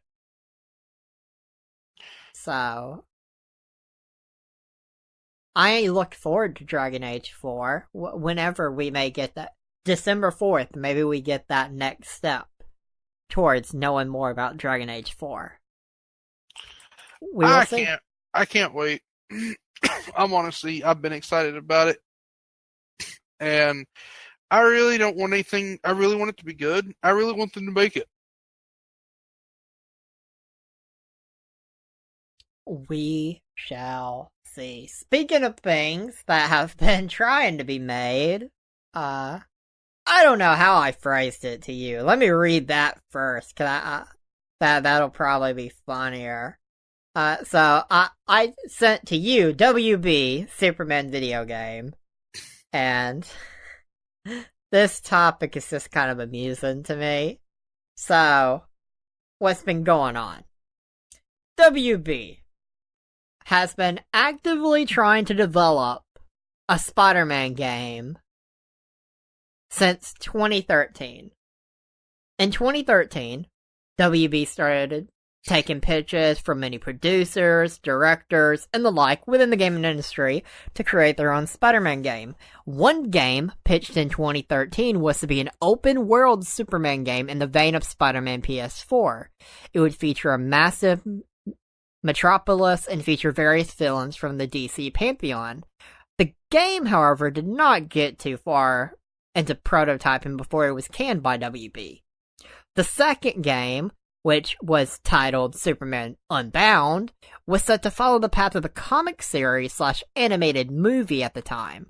The game was set to take place almost entirely in a city called Kandor. For those unfamiliar, Kandor is a metropolis-like city from Krypton that was shrunk and bottled up by Brainiac before the planet's explosion.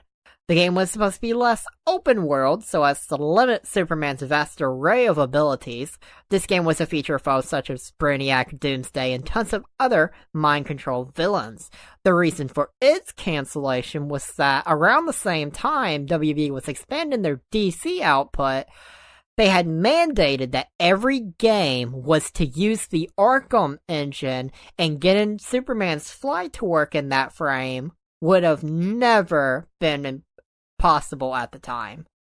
And WB is still continuing its pursuit for an open world Superman game, listening to pitches from various people within the industry. So, do you want a WB Superman game? And where do you think they need to go to make it happen? Okay, so here's the thing. I don't like Superman. Honestly, as a hero, I think he's very boring. He's disgustingly overpowered. He's a very boring person. He's really that hard, heavy hitter that they have to bring in when everyone else is schmuckled like a fuckle. And you know you're having a bad time when he gets defeated. That's just kind of how it is. If something happens to him, everyone else is like, "Oh, everybody run for your lives. We're fucked." As such, his character development's always been very piss poor, in my personal opinion. The comics were okay. His portrayal in movies have been bland. And as far as I know, Smallville is the only real TV show given anything to Superman. And I believe that was the backstory before he got his powers. So, or that's when he discovered or not necessarily before he had them, but before he really could figure out how to use them, kinda. I don't really know the full Yeah. premise behind Smallville. I didn't watch the shit, but I heard it was pretty decent for what it was. And it was really the first media-based Superman we've gotten that wasn't a complete dud bore. So I'm kind of happy to hear about that. I'm kind of happy to see that. That's pretty cool. But the same applies to video games for media entertainment. I don't think there's ever been a good Superman video game released. He was released in the Injustice games as a playable character, obviously, because of what it's centered around. It's centered around DC characters. But that's just a fighting game. It's not like he's got any character development or story, or it's not really anything. Does he automatically win? I mean, no. That's another thing that I have a gripe with. Because you know who could beat Superman? Who? I mean, he can beat anyone if he wanted to beat anyone. Thanos, clearly. Snap of his finger. Wipe out Superman. No problem.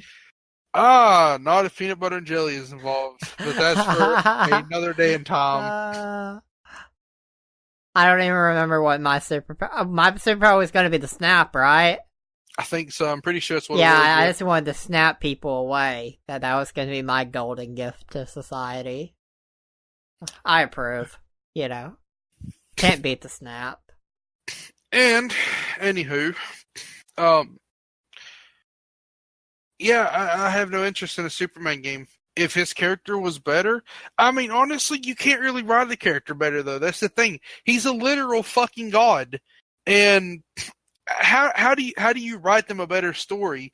I mean, the dude's got infinite fucking strength. He can fly. He can go travel through time. He can turn back time on Earth. I mean, there's not a whole lot the man can't do. If we're honestly being serious here. Easy. I got this. I can make a great Superman product. Are you ready? Go for it. Alright, so it doesn't matter if we're talking video game, movie, TV show, whatever. The first 15 minutes is going to be all Superman at his absolute peak. This is all the power in the world, Spider-Man. But he's going to fuck up.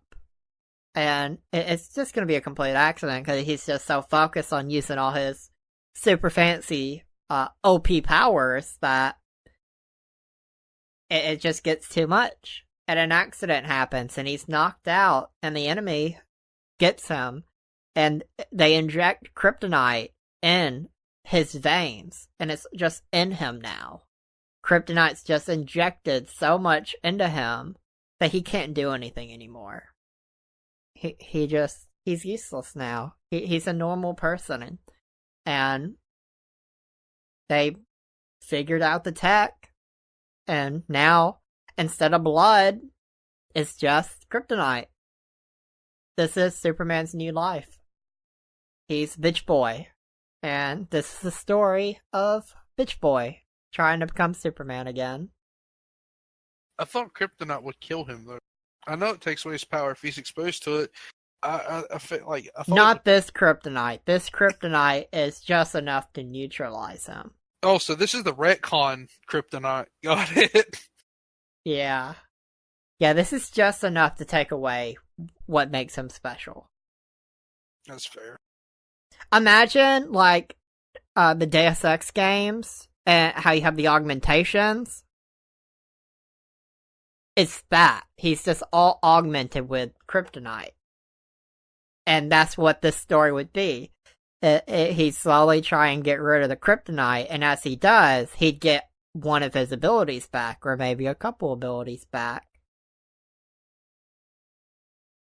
And then the show or movie or game gets cancelled once he gets OP again, because nobody likes OP Superman. I mean, there's a lot of people that love Superman. My cousin is a huge Superman sap. He loves the Superman movies. It's just, me personally, I don't see what's so good about it. Honestly, I don't like Batman either. I like the Gotham. I like the Gotham universe. Like, I love the Gotham show besides this series finale. Fuck you, Gotham writers, for that series finale. I enjoy the Arkham game, but I don't really like Batman. I like the villains, and I like the Gotham environment. Dude, DC is 1,000,000 times better at making villains than fucking superheroes. their villains are fucking top notch, insane, but their heroes are all boring and shitty. Well, the DC movies, for all the wrongs they did do one thing right, and that was make Aquaman the great superhero I knew he could be. You're not gonna look at Jason Momoa as Aquaman and doubt him. He would eat the comic Aquaman. I mean, Woody, I didn't watch the movie.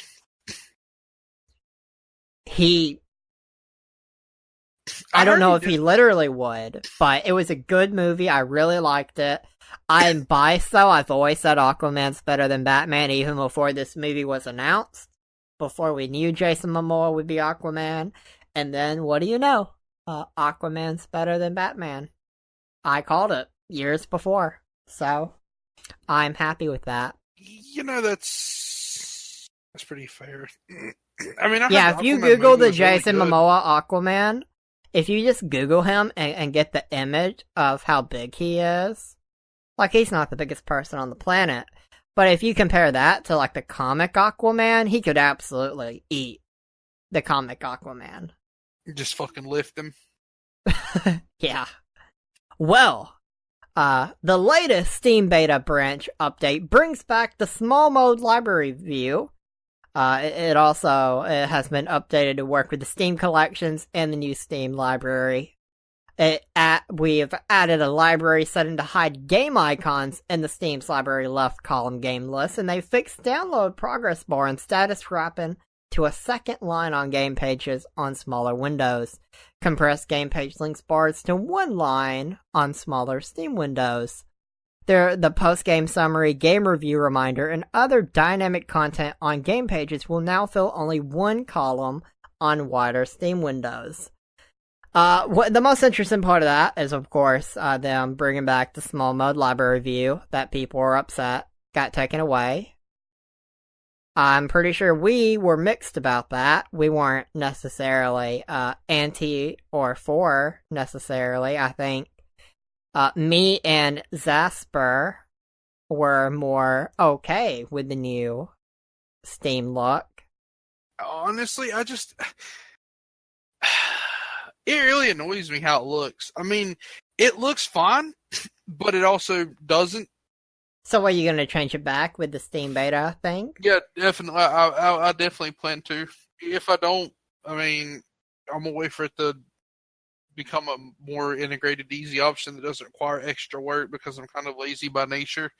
And that signing up for the beta would require me going out of my way to do so. So I might just wait until they actually, yeah. That's very fair. I can't argue with that. Valve is also working on the Steam Cloud Gaming, which is a possible competitor to Google Stadia.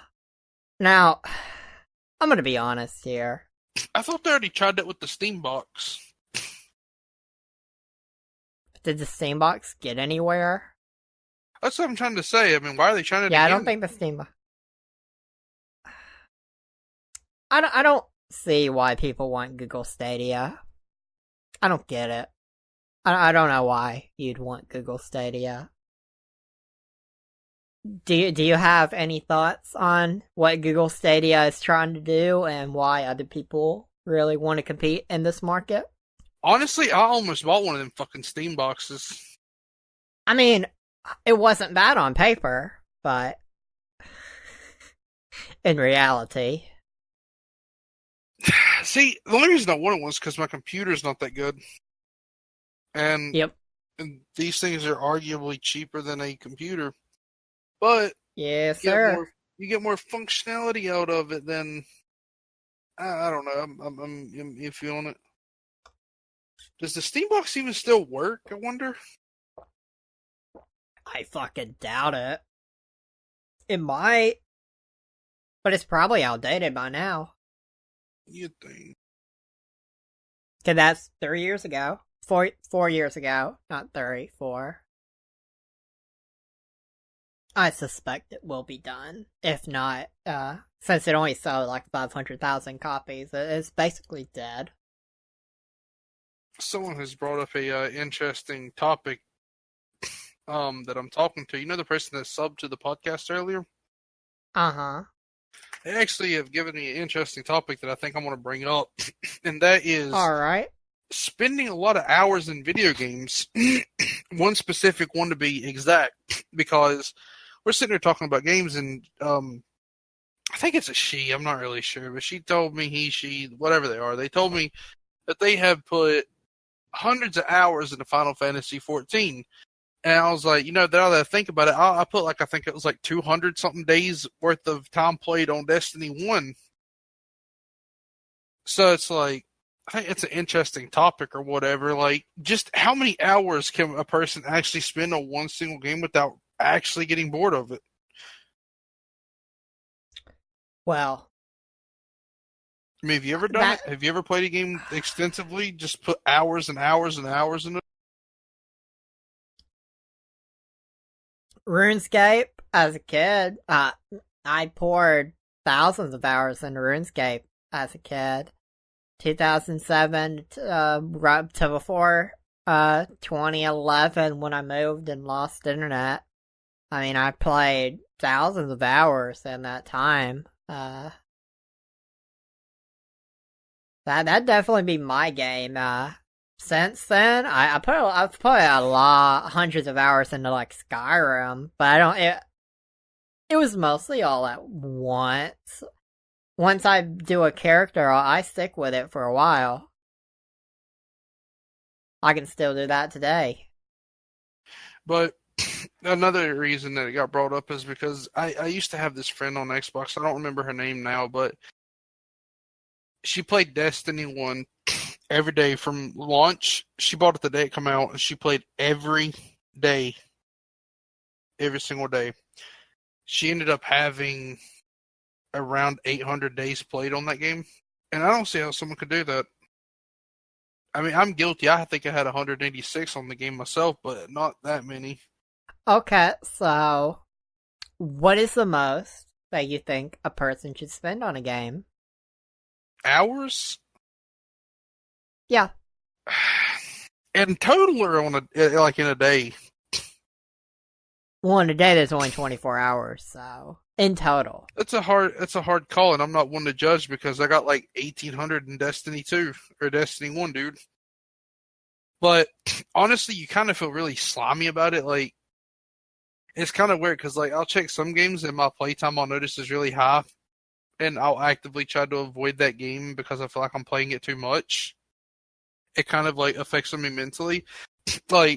When I noticed that Destiny 1, when I started getting up that high, I actually found myself not playing Destiny as much. I actually forced myself to quit because I was playing it so much. And I was just that's disgusting. And so I found myself forcing myself to stop playing it. And, Absolutely. I can't really say there's a right or wrong answer, but I definitely don't think a person should spend their whole life playing one game.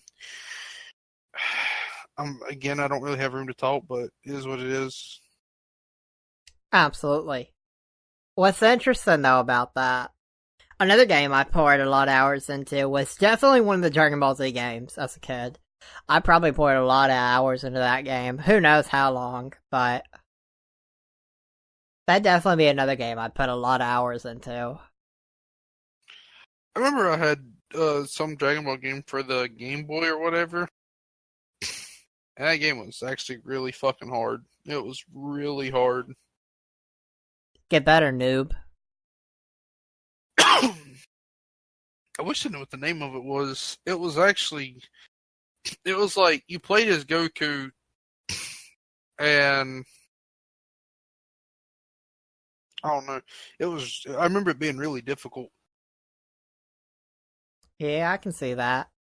I'm not sure how much this will add to what we've previously talked about with The Witcher, but the visual effects supervisor Julian Perry told the SFX magazine, "I definitely think that the show leans more towards horror. We're definitely taking the fantasy out. I can honestly say we're not fantastical. I mean, it's fantastical in a grounded horror sense. For example, with Striga, that's one gnarly looking thing that's very unpleasant. We've got the Nilfgaard armies, which can't exist because there were 10,000 plus of them. Same with the other armies that can't physically exist on set, but there's CGI in it to do the best work they can. And I'm very interested in the Witcher show. I'm gonna watch it. It's probably the most hyped for a Netflix show I've been all year.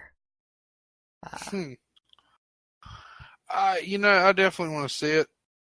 And the more and more I read about it, the more I see people are confident that they're going to stick more to the books.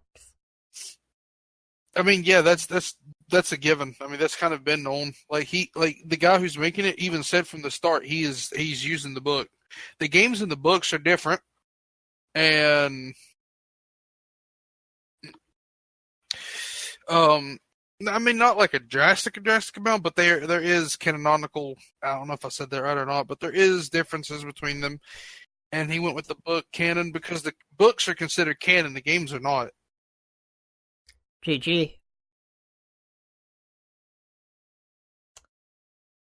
All I know is we're both gonna have to watch it so we can talk about it. I don't have Netflix. I will find you that great sea that you need so you can experience it. We'll figure out something then. And we'll watch it together if we have to. I'm oddly enough alright with that because I feel like that could be fun. It could. So, are you ready for your 3 dose of Disney Plus news? 3? Yeah, you get 3 doses. I'm on the fence about Disney Plus. I'm excited for it, but I'm not.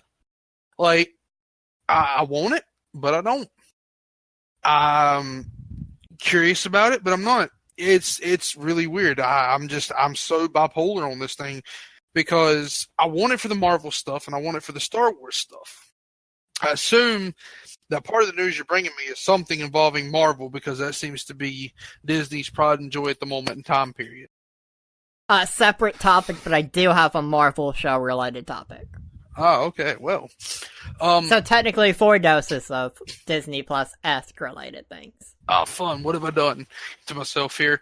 But anyway, so the thing is with Disney Plus, I'm not against it and I'm not for it. As weird as it might sound, I'm neither. I want it. I don't know. I'm kind of.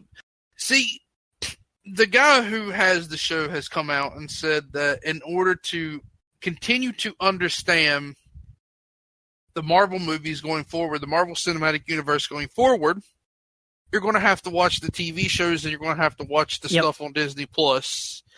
And I really disagree with that. I think that's a really sleazy, scummy move to do because there's a lot of people that watch the Cinematic Universe, and definitely not everyone has the capability to stay subscribed to Disney Plus, and that to me is just a really shitty thing to do to your fans who have been with you for so long.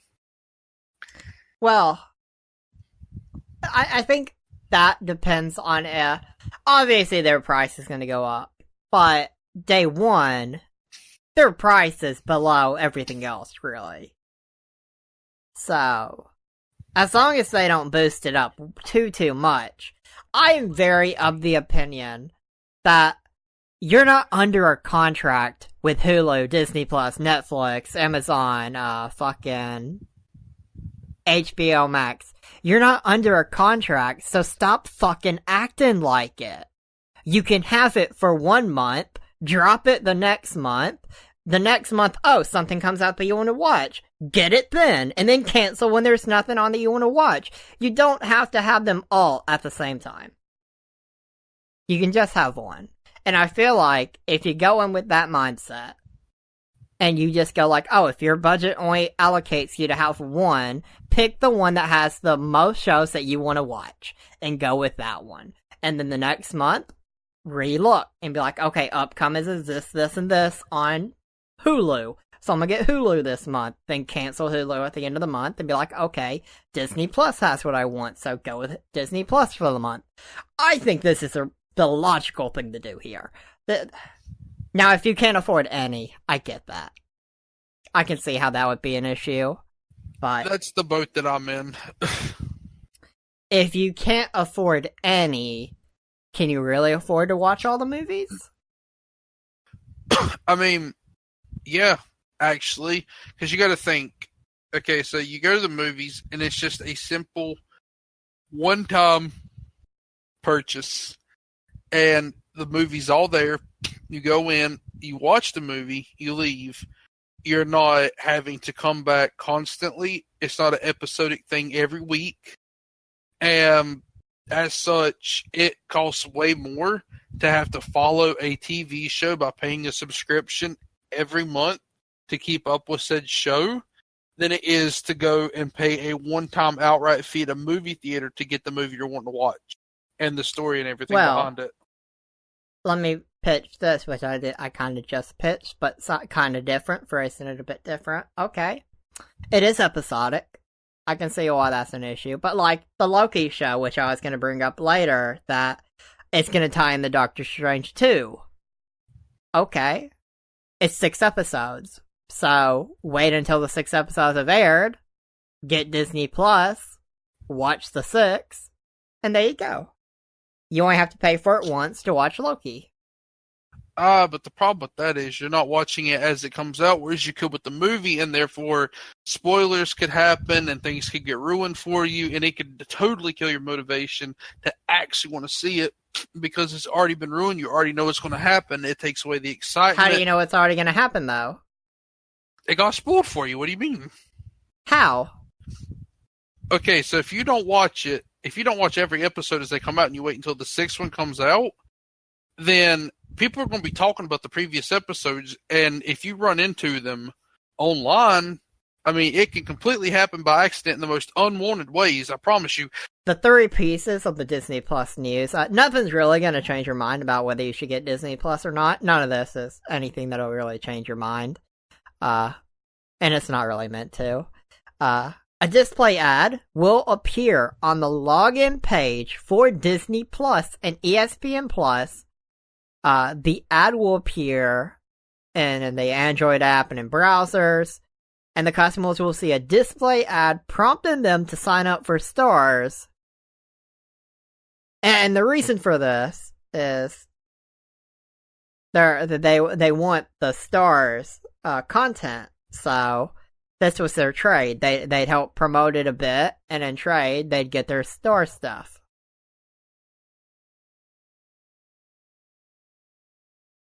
Disney also announced they have reached a deal with Amazon to bring Disney Plus to the Amazon Fire TV devices when the service launches a day from now.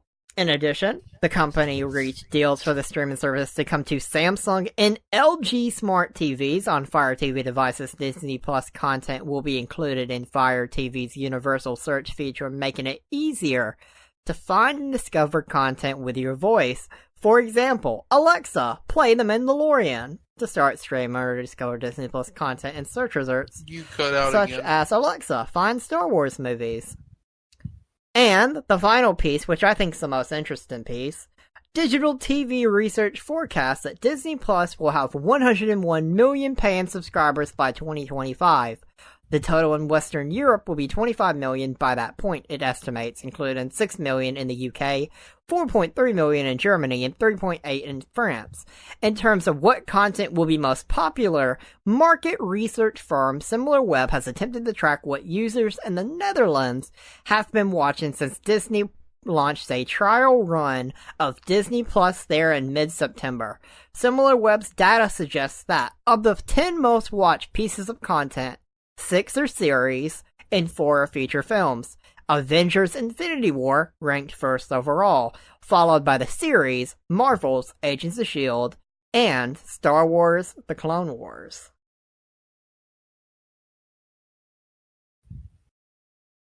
So, how did you enjoy your triple dose of Disney Plus things? I mean, It's interesting. I definitely want Disney Plus, but at the same time, like I said, Marvel hasn't really said anything that's caught my attention that's made me want to get it, and that's the problem. I mean, I would honestly at this point the only reason I would even want it would be for the Clone Wars series, the Star Wars Clone Wars, because I love that. Fair. But otherwise, I hate to say it, but honestly, I think the whole Marvel thing is kind of over with. I don't think so. I am excited because currently we're in this break period. I think it's like a 10-month break in between the Endgame or Spider-Man and the next movie. And then once we get to the next movie, we're going to start hitting it in high gear. It's like a few movies next year. But then like 2021, once the shows start at the end of 2020, we're going to be in high gear. We're going to roll. We're going to build stuff back up. We're going to come to the next 10-year story that'll cultivate and hopefully something very cool. Do I think the superhero genre, I think it's absolutely going to continue to be profitable. I don't think that'll die out for a while. It will die out eventually, though. And the fact that we're going to get so much content beginning like the end of next year, especially with the TV shows, which to counter something you said earlier, I would rather they be a part of the universe than not a part of the universe. Because like Cloak and Dagger, I enjoyed the show, but now that it's canceled, what did I benefit from watching it? I'd rather they be canon. Just so I feel like it's worth watching.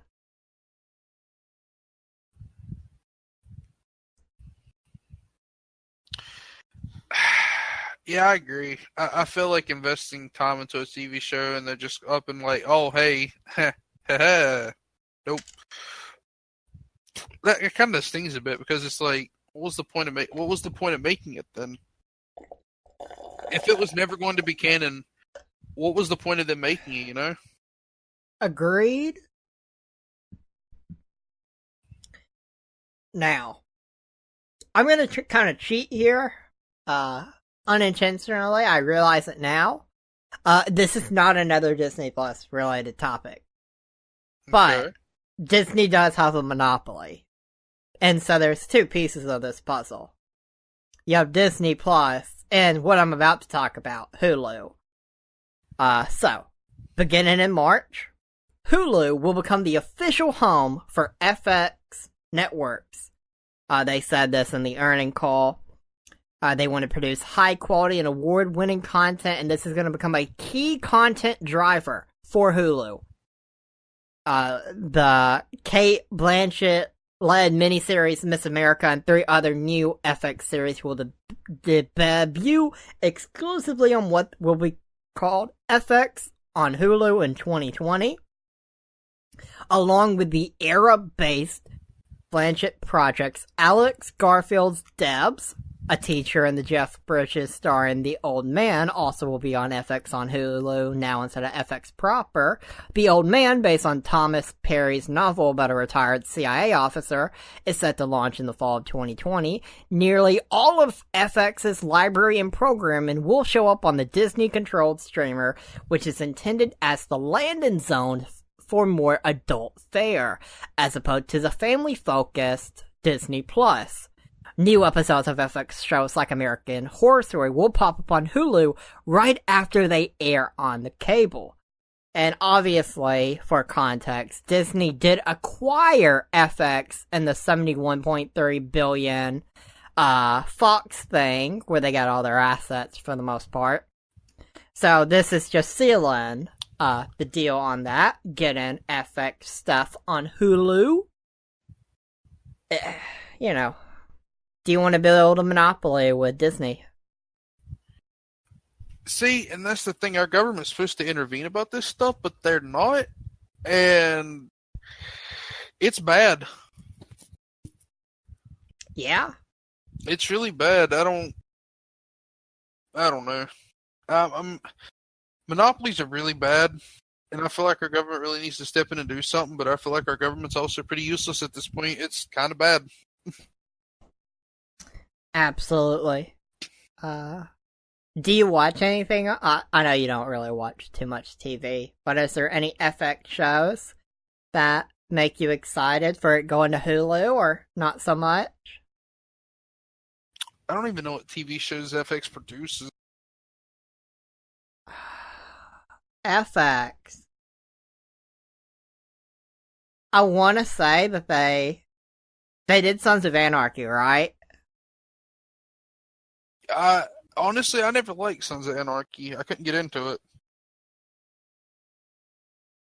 Did you give Mayans MC a chance?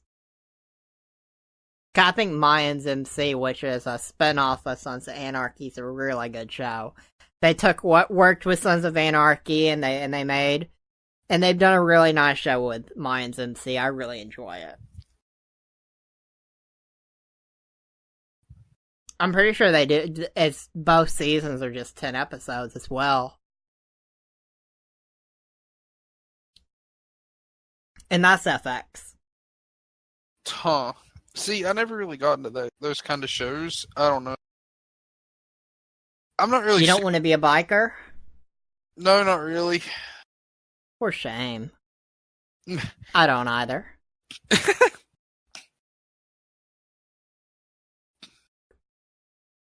Well, do you know what makes me happy? 'Cause fuck DirecTV. What's that? AT&T loses another 1.36 million pay TV subscribers thanks to relentless price hikes. AT&T latest earnings report indicates that the company lost another 1.16 million video subscribers from its traditional DirecTV and IPTV TV services. The company also lost another 195,000 subscribers from its streaming TV platform, creatively dubbed the AT&T TV. All told, AT&T lost another 1.36 million TV subscribers in a single quarter. Again, not the kind of domination AT&T expected when it decided to merge its way to sector dominance. Fuck you, DirecTV. Fuck you, AT&T. You really don't like AT&T. I think that's amusing. Oh. I can't keep watching Brooklyn Nine-Nine because 2 times that the episodes I'm missing of season 2 have been set to record, and they've been cancelled by DirecTV for some update that conveniently happened both times during the episode. At different times of the day. On completely different days. So fuck you, DirecTV. That's amusing, I'm not gonna lie to you. Would you rather talk about, topsoil in the world, which sounds super exciting, or the 3-day weekend boost that, we talked about a little bit in the pre-show? Huh. As bad as it sounds, I feel like the topsoil thing is actually more entertaining than the other one. Well, this one's going to be shorter because there wasn't much interest in detail, but I think the headline sums it up well. The world may run out of topsoil in 60 years, and it's absolutely needed to grow 95% of the world's food. And what it boils down to, really, is this shouldn't even be a problem. This is something that's easily fixed. But it's a problem because of greed. I mean, yeah. That definitely shouldn't be a problem at all. What can you do, I guess? So how do you feel about the topsoil? I don't know. I'm kind of torn on it a little bit because I think it's really stupid. But the fact that we are in fact running out of resources like this is actually kind of frightening, because it's not the only resource that we're getting low on and we'll eventually run out of. So, and 60 years is in our lifetime. Our lifetime. Yeah, it is. Like, it's one thing if it was like 100 years from now when we're both going to be dead. there'd still be a reason to be concerned, but it isn't our problem. So, I mean, that's kind of how this whole issue, I assume, has happened, is not our problem, so who cares? But the young generation, they're gonna have to deal with this. Yeah. Oh well, fuck them. I guess they're screwed. Fuck them. Fuck the world. I want to see it burn. I mean, it pretty much already is. Are you the one that's been setting fire to the Amazon and California? No, but my buddy over in California named Trevor, he's pretty sus. Ooh. Throwing him under the bus. Oh yeah, he's my homie. He'll never see this either. He hates podcasts with a passion, so he'll never hear this. So, final topic. Microsoft Japan.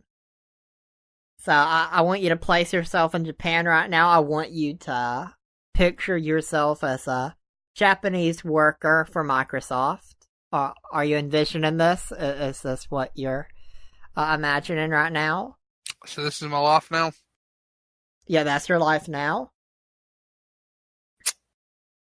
Alright. Shitty life. Well, I'm glad you're in the mindset. Well, last August, Microsoft Japan carried out a working reform project called the Work-Life Choice Challenge Summer of 2019. For 1 month, last August, the company implemented a 3-day weekend every week, giving 2,300 employees every Friday off during the month. This special paid vacation did not come at the expense of any other vacation time, and the results were pretty incredible. First off, the reductions. Employees took 25.4% fewer days off during the month, printed 58.7% fewer pages, and used 23.1% less electricity in the office, since it was closed an extra day. All of these saved the company quite a bit of money. Next, the increases. Productivity went up by a staggering 39.9%. That means that even though the employees were at work for less time, more work was actually getting done. A lot of the increase in productivity is attributed to the changing of meetings, with only 4 days to get everything done for the week. Many meetings were cut, shortened, or changed to virtual meetings instead of in person. And even though it should seem obvious, it's also important to note that 92.1% of employees said that they liked the 4-day work week at the end of the trial. Due to its success this year, Microsoft is planning on repeating it again next summer, or perhaps at other times as well. Huh. I gotta say, that is actually really cool. I mean, I was surprised that you thought the topsoil would be more interesting than this, but I mean, to be fair, it still kind of is. Like, it's just Microsoft messing with some work days. you know what's fucked up though? What? It was all benefits. There was all pros. But it's not a permanent thing, even though they seen that it was a big success. They're just gonna do it again, maybe next summer, or maybe for a brief period of time. They're not gonna do it year round. I think that's fucked up. That you see there's a ton of benefits for both the company from a business perspective and for the health of the employees. Yet, not a permanent thing. Yeah, it is pretty fucky. Maybe they're just Like, gonna keep experimenting with it to see. Do you if just it do has- that out of spite? Like, if it literally is a better business move for your profit to do this, and you still don't do this. I mean, What maybe does that they say? want to experiment with it a few different times to make sure that they keep getting the same results before they make it a permanent thing. Maybe? Do you trust your precious Microsoft enough that that's the case? I mean, I like Microsoft myself. I think they're a good company. Would you work at Microsoft? In a heartbeat. I mean, I've actually tried to get a job there, but there's not one near me. well, I'll have you know that you'll do a 5-day work week and you'll like it. I would expect no less. Well, I hope everyone has enjoyed this edition of the BS Podcast. If you have, please be sure to share it out with everyone, whether you're listening to it on Spotify, Google's thing, Apple, iTunes, Amazon, Alexa / the Echo, however you're listening to this. Just share it out, it's really helpful. It'll help the podcast grow. I look forward to next week when we will have a new guest. I am excited. Hopefully, all will be well. I am hoping it'll be a good time, especially considering during this podcast, I am out of Dr. Pepper, and I'm going to have to get some pretty soon. Because without Dr. Pepper, I don't know I can function. I'm like a robot that instead of oil, I need Dr. Pepper.